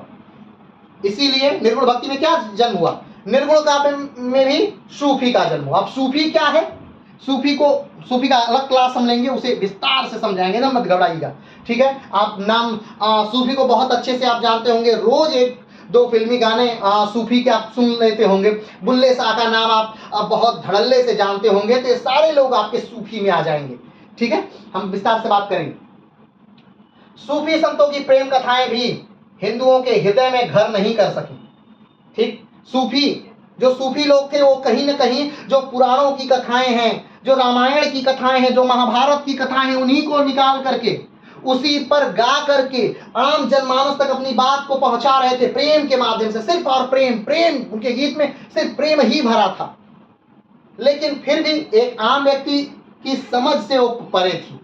सूफी आज भी एक आम आदमी की समझ से परे है। इस वीडियो को सुनने के बाद, यानी सूफी नाम सुनने के बाद आप अपने आप में महसूस करिएगा या सोचिएगा कि आप कितना जानते हैं सूफीवाद के बारे में।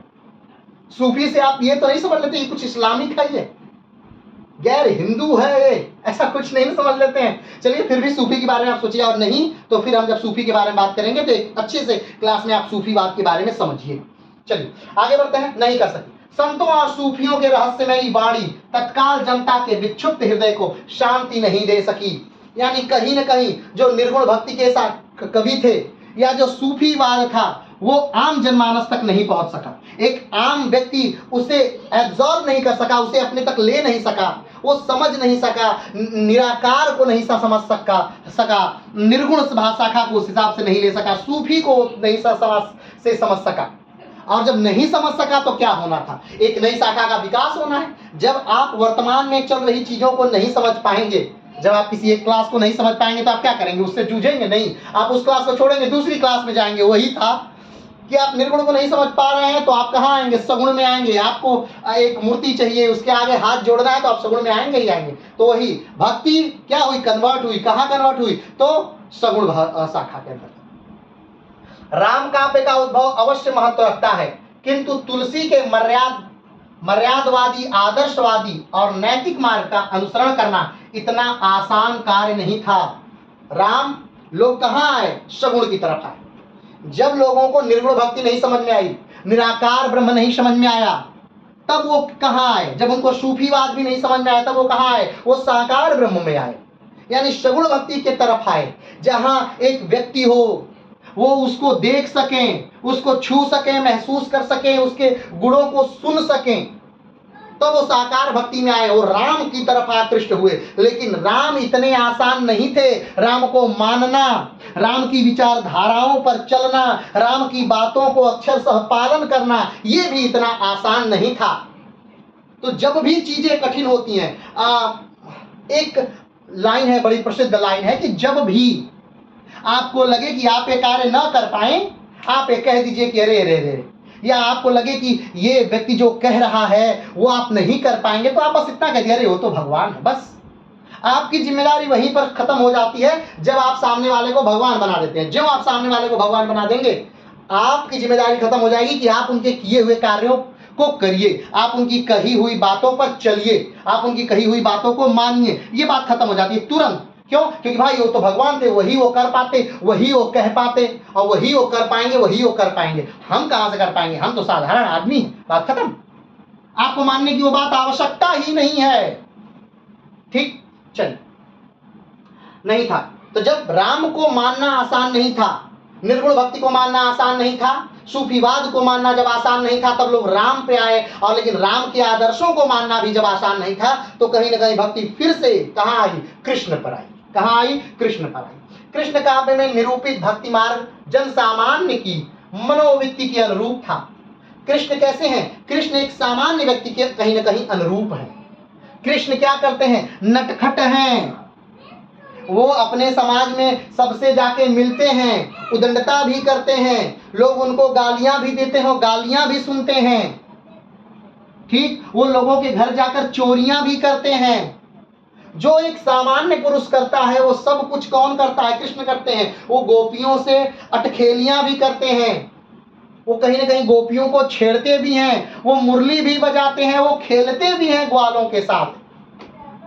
तो ये कृष्ण क्या कर रहे हैं? सब कार्य कर रहे हैं। तो कहीं ना कहीं एक आम आदमी कृष्ण के साथ अपने आप को महसूस किया कि हाँ खेल रहे हैं, अरे वाह, नटखटपना कर रहे हैं, अरे वाह, लड़कियों को छेड़ रहे हैं, अरे वाह। तो सब कुछ एक सामान्य मनुष्य की तरह था। तो एक सामान्य मनुष्य कृष्ण से ज्यादा जुड़ पाया, कृष्ण के साथ एक सामान्य मनुष्य का ज्यादा जुड़ाव हो पाया। अनुरूप फलतः मध्यकाल में कृष्ण काव्य का व्यापक स्तर पर प्रसार हुआ। इसलिए कृष्ण क्या हुए? बहुत तेजी से मध्यकाल में प्रसारित होने लगे, बहुत तेजी से आगे की तरफ बढ़ने लगे। क्लियर है? कृष्ण काव्य में दो प्रकार की परंपराएं स्पष्ट परिलक्षित होती हैं। कृष्ण काव्य में भी क्या हुई? दो प्रकार की परंपराएं हैं। पहला, वल्लभाचार्य की उपासना पद्धति, एक ध्यान की पद्धति। कृष्ण को किस रूप में आप कैसे याद करेंगे? तो ध्यान द्वारा, ठीक, योग द्वारा, ध्यान लगाकर योग से कृष्ण को आप कृष्ण के पास जाएंगे, कृष्ण को पाएंगे। और दूसरा, जयदेव और विद्यापति आदि की गीत काव्य पद्धति, यानी गाकर भी दो प्रतिनिधि कवि किसके? जयदेव और विद्यापति की गीत काव्य पद्धति, यानी भगवान से प्रेम करके। उपासना नहीं करिए, योग द्वारा नहीं पाइए। आपका मन करे तो योग द्वारा आप देखिए कृष्ण को कैसे पा सकते हैं। कृष्ण को आप योग से भी प्राप्त कर सकते हैं, ध्यान से भी प्राप्त कर सकते हैं, पूजा पाठ से भी प्राप्त कर सकते हैं। और कृष्ण को आप गाकर और प्रेम करके, अथाह प्रेम करके भी कृष्ण को आप क्या कर सकते हैं? पा सकते हैं। तो कृष्ण को दो रूपों में कृष्ण को प्राप्त करने के लिए परिलक्षित होती हैं, दो रूप में। कैसे? वल्लभाचार्य की उपासना पद्धति और दूसरी जयदेव और विद्यापति आदि की गीत काव्य पद्धति। आगे बढ़ते हैं। इन दोनों पक्षों में भाव पक्ष की दृष्टि से वल्लभाचार्य का प्रभाव अत्यंत व्यापक है। भाव पक्ष की दृष्टि से क्या है? वल्लभाचार्य का प्रभाव अत्यंत व्यापक है। लेकिन अब बात आती है कि ये भाव पक्ष क्या है? तो भाव पक्ष को समझने के लिए आपको, अभी आपने समझा काव्य के भेद। हमने बताया कि काव्य दो प्रकार का होता है, श्रव्य काव्य और दृश्य काव्य। श्रव्य काव्य को भी दो भागों में बांटा गया है, प्रबंधन काव्य, मुक्तक काव्य। प्रबंधन काव्य को भी दो भागों में बांटा गया है, महाकाव्य, खंड काव्य। उसी प्रकार अब जब काव्य है तो यानी काव्य क्या है? कविता है। काव्य क्या है? एक कविता। तो कविता को के कई पक्ष होते हैं, यानी काव्य के कई पक्ष होते हैं। एक भाव पक्ष और दूसरा कला पक्ष। काव्य के कितने पक्ष हैं? दो पक्ष हैं। कौन कौन से? भाव पक्ष और कला पक्ष। तो भाव पक्ष क्या है? रचना में कवि की कल्पना, कवि ने क्या कल्पना की है, कौन सा भाव दिया है, कौन सी कल्पना की है, उसमें कौन सा रस डाला है, रौद्र है, भयानक है, वीर है, वात्सल्य है, भक्ति है, कौन सा रस है उसमें। किसी भी रचना में कवि की क्या? पहली बात कल्पना, और दूसरा रस, उसका विचार, और उसने जो जनमानस को संदेश दिया है, ये क्या है? भाव पक्ष है। फिर से समझिएगा, कोई भी रचना लिखी गई है, अभी जब हम अलग अलग कवियों को पढ़ाएंगे तो उनकी रचनाओं को जब हम लिख करके एक एक लाइन बताएंगे तो हम बताएंगे इसमें भाव पक्ष क्या है और कला पक्ष क्या है। ठीक है, अभी बस समझ लीजिए। मान लीजिए कोई रचना लिखी गई है तो उसमें दो पक्ष है, एक भाव पक्ष, एक कला पक्ष। भाव पक्ष में क्या? जब कवि क्या लिखता हो? अपनी कल्पना, कवि की कल्पना उसमें क्या है। दूसरा, कौन सा रस है, उसमें कवि ने क्या विचार दिया है, और कवि ने उसमें क्या संदेश दिया है अपनी रचना में। ये उस रचना का या उस काव्य का भाव पक्ष है। दूसरा, कला पक्ष। कला पक्ष क्या होता है? यानी कौन सा छंद है, कौन सा अलंकार है, यमक अलंकार है, उपमा अलंकार है, कौन सा अलंकार है, ठीक है। तो छंद कौन सा है, अलंकार कौन सा है, भाषा कौन सी है, शैली क्या है, बात समझ रहे हैं। जब छंद, भाषा, शैली, अलंकार की बातें होती हैं, ठीक, तब वो क्या है, वो कला पक्ष है। भाव पक्ष यानी कवि संदेश क्या देना चाहता है, कवि रस कौन सा देना चाहता है, कवि के विचार उसमें क्या है, कवि ने क्या कल्पना की है, ये काव्य का भाव पक्ष है। और काव्य का कला पक्ष यानी कि काव्य की भाषा कैसी है, काव्य का छंद कैसा है, काव्य के अलंकार कैसे हैं, ये कौन सा पक्ष है, कला पक्ष है। बात समझ रहे हैं ना, ध्यान से समझिएगा। तो इन दोनों में भाव पक्ष की दृष्टि से वल्लभाचार्य का प्रभाव अत्यंत व्यापक है। वल्लभाचार्य का प्रभाव क्या है, अत्यंत व्यापक है। और कला पक्ष में गीत गोविंद का प्रभाव अत्यधिक है। गीत गोविंद क्या है, जयदेव की रचना है गीत गोविंद। कहा जाता है कि ये वो गीत गोविंद वो पहली रचना है। वैसे जयदेव को हम जब पढ़ेंगे तो विस्तार से पढ़ेंगे, लेकिन फिर भी एक बात में कि ये गीत गोविंद वो पहली रचना है जिसमें पहली बार राधा का उल्लेख है। गीत गोविंद से पहले किसी भी ग्रंथ में, किसी भी काव्य में, किसी भी पुराण में, किसी भी वेद में राधा का जिक्र कहीं नहीं है। पहली बार गीत गोविंद में जयदेव ने पहली बार राधा का जिक्र किया है, और इसके बाद से यही राधा निकलकर हर जगह व्याप्त हो गई है। बात समझ रहे हैं ना, ठीक। तो गीत गोविंद में कौन सा पक्ष है, कला पक्ष है। कौन सा पक्ष है, कला पक्ष है, यानी छंद, अलंकार, भाषा, शैली, ये उसमें प्रधानता है। आगे बढ़ते। वल्लभाचार्य के शुद्धाद्वैतवादी मत का प्रचार दूर दूर तक हुआ था। वल्लभाचार्य, ठीक, हमने पहले ही बात की थी, तो आप इसको जानते ही होंगे। आगे बढ़ते हैं। दूर दूर हुआ था। वल्लभाचार्य के पुत्र विट्ठलनाथ ने हिंदी के 8 प्रमुख कवियों को चुनकर अष्टछाप की रचना की। बार बार एक प्रश्न आता है कि अष्टछाप के कवि कौन से हैं। तो वल्लभाचार्य के जो पुत्र थे विट्ठलनाथ ने, उन्होंने कृष्ण को आराध्य मानकर, कृष्ण को आराध्य मानकर, इष्ट देव मानकर, भगवान मानकर 8 लोगों को चुना जो कि कृष्ण के बारे में ही सिर्फ लिखते हैं, कृष्ण के बारे में ही सिर्फ गाते हैं, कृष्ण को अपना इष्ट माने हों और कृष्ण पर विशेष रचनाएं लिखते हों। उन 8 लोगों को मिला करके अष्टछाप कवि बनाया। उन्हीं 8 लोगों को मिला करके एक क्या कहा कि ये अष्टछाप कवि है। उन्हीं को अष्टछाप कवि के नाम से जानते हैं। और अष्टछाप कवियों की रचना एक तरह से किसने किया निर्माण, तो वल्लभाचार्य के पुत्र विट्ठलनाथ ने अष्टछाप के कवियों का निर्माण किया। और अष्टछाप में कवियों में कौन कौन आता है, ध्यान दीजिए। तो सबसे पहले अष्टछाप के कवि के जो प्रधान कवि हैं, जो अष्टछाप के अग्रणी कवि माने जाते हैं, पुरोधा कवि माने जाते हैं, वो कौन से हैं, सूरदास। कौन से हैं, सूरदास। ये सूरदास कौन है, संवत 1535 में रामानंद से पावरदान, संवत 1535 में चक्कर, चलिए अभी ध्यान नहीं आ रहा, बाद बता देते हैं, ठीक है। सूरदास कौन है, ये वल्लभाचार्य के क्या है, शिष्य हैं। कहा जाता है कि वल्लभाचार्य जो है वो भ्रमण कर रहे थे, भारत में भ्रमण कर रहे थे, तो एक अंधा व्यक्ति था, वो वैं की आवाज निकाल रहा था और वो कुछ बोल नहीं पा रहा था। तो वल्लभाचार्य ने उसके सर पे हाथ रखा और कहा कि ऐसे आवाज क्यों निकालते हो। तो उन्होंने कहा कि मैं अंधा हूं, मैं क्या करूं। तो कहा कि ठीक है, जो कीर्तन होता है, भगवान का जो कीर्तन होता है, शाम सुबह की तुम आरतियां गाओ। और धीरे धीरे वो अंधा व्यक्ति आरतियां गाते गाते एक समय ऐसा आया कि उनकी रचनाओं से सूर सागर 1.25 लाख पद की रचना उन्होंने की। और सूर सागर की रचना मतलब लिखा तो उन्होंने नहीं है, उन्होंने सिर्फ गाया है, उनके शिष्यों ने वो रचनाएं लिखी हैं। लेकिन वो एक कृष्ण भक्ति कवि के महान पुरोधा कवि बने। कौन, सूरदास। तो सूर है, अष्टछाप कवियों में कौन कौन से हैं, तो सूर है, कुंभना दास है, परमानंद है, कृष्णदास है, शीत स्वामी है, गोविंद स्वामी है, चतुर्भुज दास है और नंददास है। ये अष्टछाप 8 कवि हैं जो कि जिनको विट्ठलनाथ ने अष्टछाप की संज्ञा दी। चलिए आगे बढ़ते हैं। सूरदास अष्टछाप के सर्व प्रमुख कवि हैं। हमने जैसा बताया कि सूरदास क्या है, अष्टछाप के सर्व प्रमुख कवि हैं। इस काव्य धारा की प्रमुख विशेषताएं निम्न है। किस प्रकार धारा की, कृष्ण भक्ति काव्य धारा की प्रमुख विशेषताएं। जिस प्रकार राम भक्ति काव्य धारा की आपने विशेषताएं देखी, उसी प्रकार कृष्ण भक्ति काव्य धारा की भी बहुत सारी क्या है, विशेषताएं। जैसे राम भक्ति काव्य धारा में आपने देखा कि जो केंद्र में है वो कौन है, राम है। कृष्ण भक्ति के केंद्र में कौन है, कृष्ण है। राम भक्ति में आपने देखा ज्यादातर रचनाएं जो कहाँ है, अवधि में है। कृष्ण भक्ति में आप देखेंगे ज्यादातर रचनाएं जो है तो कहाँ है, ब्रज में है। ठीक है, तो देखिए पहली बात, कृष्ण भक्ति काव्य का प्रधान विषय कृष्ण की भक्ति है। जैसे राम भक्ति कवि काव्य का प्रधान विषय कौन है, राम की भक्ति है, तो कृष्ण भक्ति कवि का प्रधान विषय क्या है, कृष्ण की भक्ति है।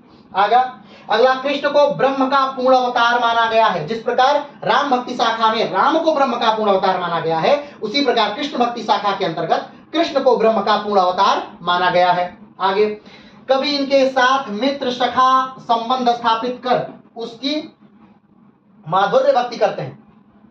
यानी कि कृष्ण के साथ कैसा अपना संबंध स्थापित करते हैं, कृष्ण के साथ कोई मित्र का मित्रवत व्यवहार स्थापित करता है। जैसा अर्जुन तो मित्र सखा संबंध स्थापित कर उनकी माधुर्य भक्ति भी करते हैं, और माधुर्य भक्ति भी कृष्ण के साथ की जाती है। जैसे मीरा, ठीक, जैसे राधा, ये प्रेमिकाएं हैं, लेकिन राम भक्ति के अंतर्गत माधुर्य भक्ति नहीं है, राम की कोई प्रेमिकाएं नहीं है। ध्यान दीजिएगा, ये मूल अंतर है राम भक्ति और कृष्ण भक्ति में। राम के जो भक्त हैं ज्यादातर वो राम को अपने आप को राम का दास मानते हैं, राम का दास के रूप में स्वीकार की जाती है राम भक्ति के अंतर्गत। लेकिन कृष्ण भक्ति के अंतर्गत कैसा, सखा के रूप में भी लोग स्वीकार करते हैं, उन्हें अपने पुत्र के रूप में भी लोग स्वीकार करते हैं, उन्हें माधुर्य के रूप में भी स्वीकार करते हैं, उन्हें मित्र के रूप में भी स्वीकार, यानी वात्सल्य भी यहाँ है, माधुर्य भी यहाँ है, मित्र भी यहाँ है। बहुत कम ऐसे कवि आपको मिलेंगे या नाम मात्र क्या नहीं मिलेंगे जो कि दास्य के रूप में अपने आप को स्वीकार करें। लेकिन राम भक्ति में सारे जो कवि हैं वो दास्य के रूप में अपने आप को स्वीकार करते हैं। बात समझिएगा। चलिए आगे बढ़ते हैं। यद्यपि इस धारा में दसधा भक्ति का वर्णन भी देखने को मिलता है। अब दसधा भक्ति क्या है, जब हम काव्य की विशेषताएं बताएंगे तो उसमें हम दसधा भक्ति को बता देंगे, किंतु प्रधानता सख्य एवं माधुर्य भाव की है। सबसे ज्यादा प्रधान कौन सा भाव है, तो सखा भाव है। जो रचनाएं कृष्ण पर लिखी गई उसमें सबसे ज्यादा जो कवि वो किस रूप में स्वीकार कर रहे हैं, तो सबसे ज्यादा जो कवि हैं वो सखा के रूप में स्वीकार कर रहे हैं, और सबसे ज्यादा जो कवि हैं वो अपने आप को प्रेमी या प्रेमिका के रूप में कृष्ण को स्वीकार कर रहे हैं। क्लियर है, चलिए आगे बढ़ते हैं। इस काव्य धारा में प्रधानता श्रृंगार की है। किसकी प्रधानता है, किस रस की प्रधानता है, तो श्रृंगार रस की प्रधानता है। ठीक है, यहां पर राम में किस रस की प्रधानता है, तो वात्सल्य और वीर और शांत रस की प्रधानता है। यहां पर किस रस की प्रधानता है, कृष्ण में तो श्रृंगार की प्रधानता है और वात्सल्य की प्रधानता है। राम में श्रृंगार नहीं है, राम भक्ति में श्रृंगार रस की कमी है। श्रृंगार रस का स्थायी भाव होता है रति, और श्रृंगार रस के दो भाग होते हैं, एक संयोग श्रृंगार, एक वियोग श्रृंगार। जब प्रेमी और प्रेमिका दूर होते हैं, विरह की बात होती है, तब वियोग श्रृंगार, और जब प्रेमी और प्रेमिका साथ होते हैं तब संयोग श्रृंगार। तो कृष्ण के साथ श्रृंगार है, श्रृंगार रस है, वात्सल्य है और शांत भी है। लेकिन राम के साथ वात्सल्य, वीर और शांत है। राम में श्रृंगार का अभाव है, राम में श्रृंगार रस नहीं है। आगे बढ़ते हैं। एवं शांत रस की निरूपण हुआ है। इसमें पात्रों की संख्याएं अपेक्षा सीमित हैं। यानी कृष्ण भक्ति में क्या है, पात्रों की संख्याएं सीमित हैं। कृष्ण के समय के जो पात्र हैं वो मूलतः कृष्ण ही हैं। उनके समय में और लोगों को आप कहीं नहीं पाएंगे, सर्वोपरि कौन है, कृष्ण है। लेकिन राम के समय आप लोगों को पाएंगे, राम के साथ आप हनुमान को पाएंगे, राम के साथ आप लक्ष्मण को पाएंगे, आप भरत को पाएंगे, शत्रुघ्न को पाएंगे, इन सारे लोगों को पाएंगे, राम के समकक्ष ही पाएंगे कहीं ना कहीं। लेकिन कृष्ण भक्ति में क्या है, कृष्ण के साथ जो भी लोग हैं आप उसमें सबसे ऊपर सर्वोच्चता पर किसको पाएंगे, कृष्ण को पाएंगे। क्या पात्र की कमी है। चलिए आगे बढ़ते हैं। यह काव्य मुख्यतः मुक्तक काव्य है। कृष्ण की भक्ति जो है वो ज्यादातर कृष्ण के पूरे चीजों को समेट करके बहुत कम लिखा गया है, क्योंकि कृष्ण को समेटना बहुत बड़ा है। कृष्ण अपनी लीलाओं से शुरू होकर महाभारत तक को समेटे हुए हैं। तो कृष्ण की रचनाएं जो की गई हैं वो मुक्तक में की गई हैं। जैसे मीरा लिखती है, पायो जी मैं तो राम रतन धन पायो। तो छोटी छोटी लाइनों में अपनी लोग बात कह देते हैं। ठीक है, चाहे मीरा रही हैं उनकी रचनाएं आप देखेंगे, चाहे सूर्य की रचनाएं आप देखेंगे, चाहे रसखान की रचनाएं आप देखेंगे, तो आप देखेंगे कि मुक्तक है, 2 लाइन में, 4 लाइन में, 10 लाइन में ही अपनी बातों को समेट लिया गया है। तो मुक्तक के तौर पर अपनी बातें कही गई हैं। कहाँ? कृष्ण भक्ति की शाखा के अंतर्गत। लेकिन राम भक्ति शाखा के अंतर्गत किसमें कही गई? प्रबंध काव्य में कही गई है, एक कहानी के तौर पर। चाहे वो रामचरितमानस की रचना हो, देख लीजिए, चाहे वो किसी भी कोई भी रचनाएं हो, तो राम को एक विस्तृत तौर पर, राम की पूरी कथा को लिखना वहां पर ज्यादातर माना गया है। लेकिन कृष्ण की भक्ति में ज्यादा क्या किया गया है? तो ज्यादा कृष्ण की भक्ति में मुक्तक लिखे गए, छोटी छोटी बातों में, 2 लाइन में, 4 लाइन में अपनी बातों को कह दिया गया है, तो मुक्तक के तौर पर बातें कही गई। आगे बात करते हैं। इसमें ब्रज भाषा की प्रधानता है। ब्रज भाषा कहां बोली जाती है? मथुरा, वृंदावन, ये सब जो इलाके हैं, यहां ब्रज बोली जाती है। कौन सी भाषा बोली जाती है? ब्रज बोली जाती है। तो कृष्ण की जो भक्ति की गई है वो ब्रज में की गई है। वो किसमें की गई है? ब्रज में की गई है। लेकिन राम की जो भक्ति की गई है वो अवधि में की गई है, वो अवधि भाषा में की गई है। तो यहां देखिए मूल अंतर, देखिए सारे एकदम अंतर आपको समझ में आ जाएंगे। आगे बढ़ते हैं। इस धारा में कवियों ने सूरदासकृत सूर सागर, नंदादासकृत रास पंचाध्यायी तथा श्याम सगाई परमानंदकृत परमानंद सागर इत्यादि हैं। इस धारा के जो कवि हैं वो कौन से हैं? सूर हैं, नंददास हैं, परमानंद हैं, मीरा हैं, ठीक है, रसखान हैं। ये किस भक्ति के कवि हैं? कृष्ण भक्ति के शाखा के कवि हैं। तो ये जो आज का पूरा सेशन था, ये सगुण भक्ति पर क्लियर केंद्रित था, ठीक है। सगुण भक्ति, फिर से इसकी संक्षिप्त व्याख्या कर दे रहे हैं कि जो भक्ति काल है, भक्ति काल का विभाजन 2 भागों में हुआ। एक दक्षिण भारत में भक्ति काल आंदोलन, एक उत्तर भारत में भक्ति काल आंदोलन। दक्षिण भारत को अभी हम नहीं पढ़ रहे हैं तो पूरी तरह से छोड़ देते हैं। उत्तर भारत में भक्ति काल को 2 भागों में बांट दिया गया। एक जो बांटा गया वो सगुण शाखा, दूसरी बांटा गया निर्गुण शाखा। सगुण शाखा को फिर से 2 भागों में बांटा गया, राम भक्ति शाखा, कृष्ण भक्ति शाखा। और निर्गुण भक्ति शाखा को भी 2 भागों में बांटा गया, एक ज्ञान मार्गी शाखा, एक प्रेम मार्गी शाखा। कृष्ण भक्ति के अंतर्गत कृष्ण की भक्ति करते हैं, और राम भक्ति के अंतर्गत राम का हम की भक्ति करते हैं। ज्ञान मार्गी के शाखा के अंतर्गत जो मुख्यतः ये बात है कि ज्ञान के द्वारा भगवान को प्राप्त किया जाता है, ज्ञान मार्गी। और प्रेम मार्गी के अंतर्गत लोग कहते हैं कि नहीं, हम प्रेम के द्वारा भगवान को प्राप्त कर सकते हैं, वो प्रेम मार्गी। ज्ञान मार्गी के जो पुरोधा कवि हैं, जो ज्ञान मार्गी को आगे बढ़ाने वाले कवि हैं, वो कबीर हैं। और प्रेम मार्गी को जो आगे बढ़ाने वाले कवि हैं वो मलिक मोहम्मद जासी हैं, पद्मावत के रचयिता। तो आज के लिए इतना ही, फिर मिलते हैं भक्ति काल भाग 3 में और एक नए टॉपिक के साथ। तब तक के लिए नमस्कार, धन्यवाद, जय हिंद।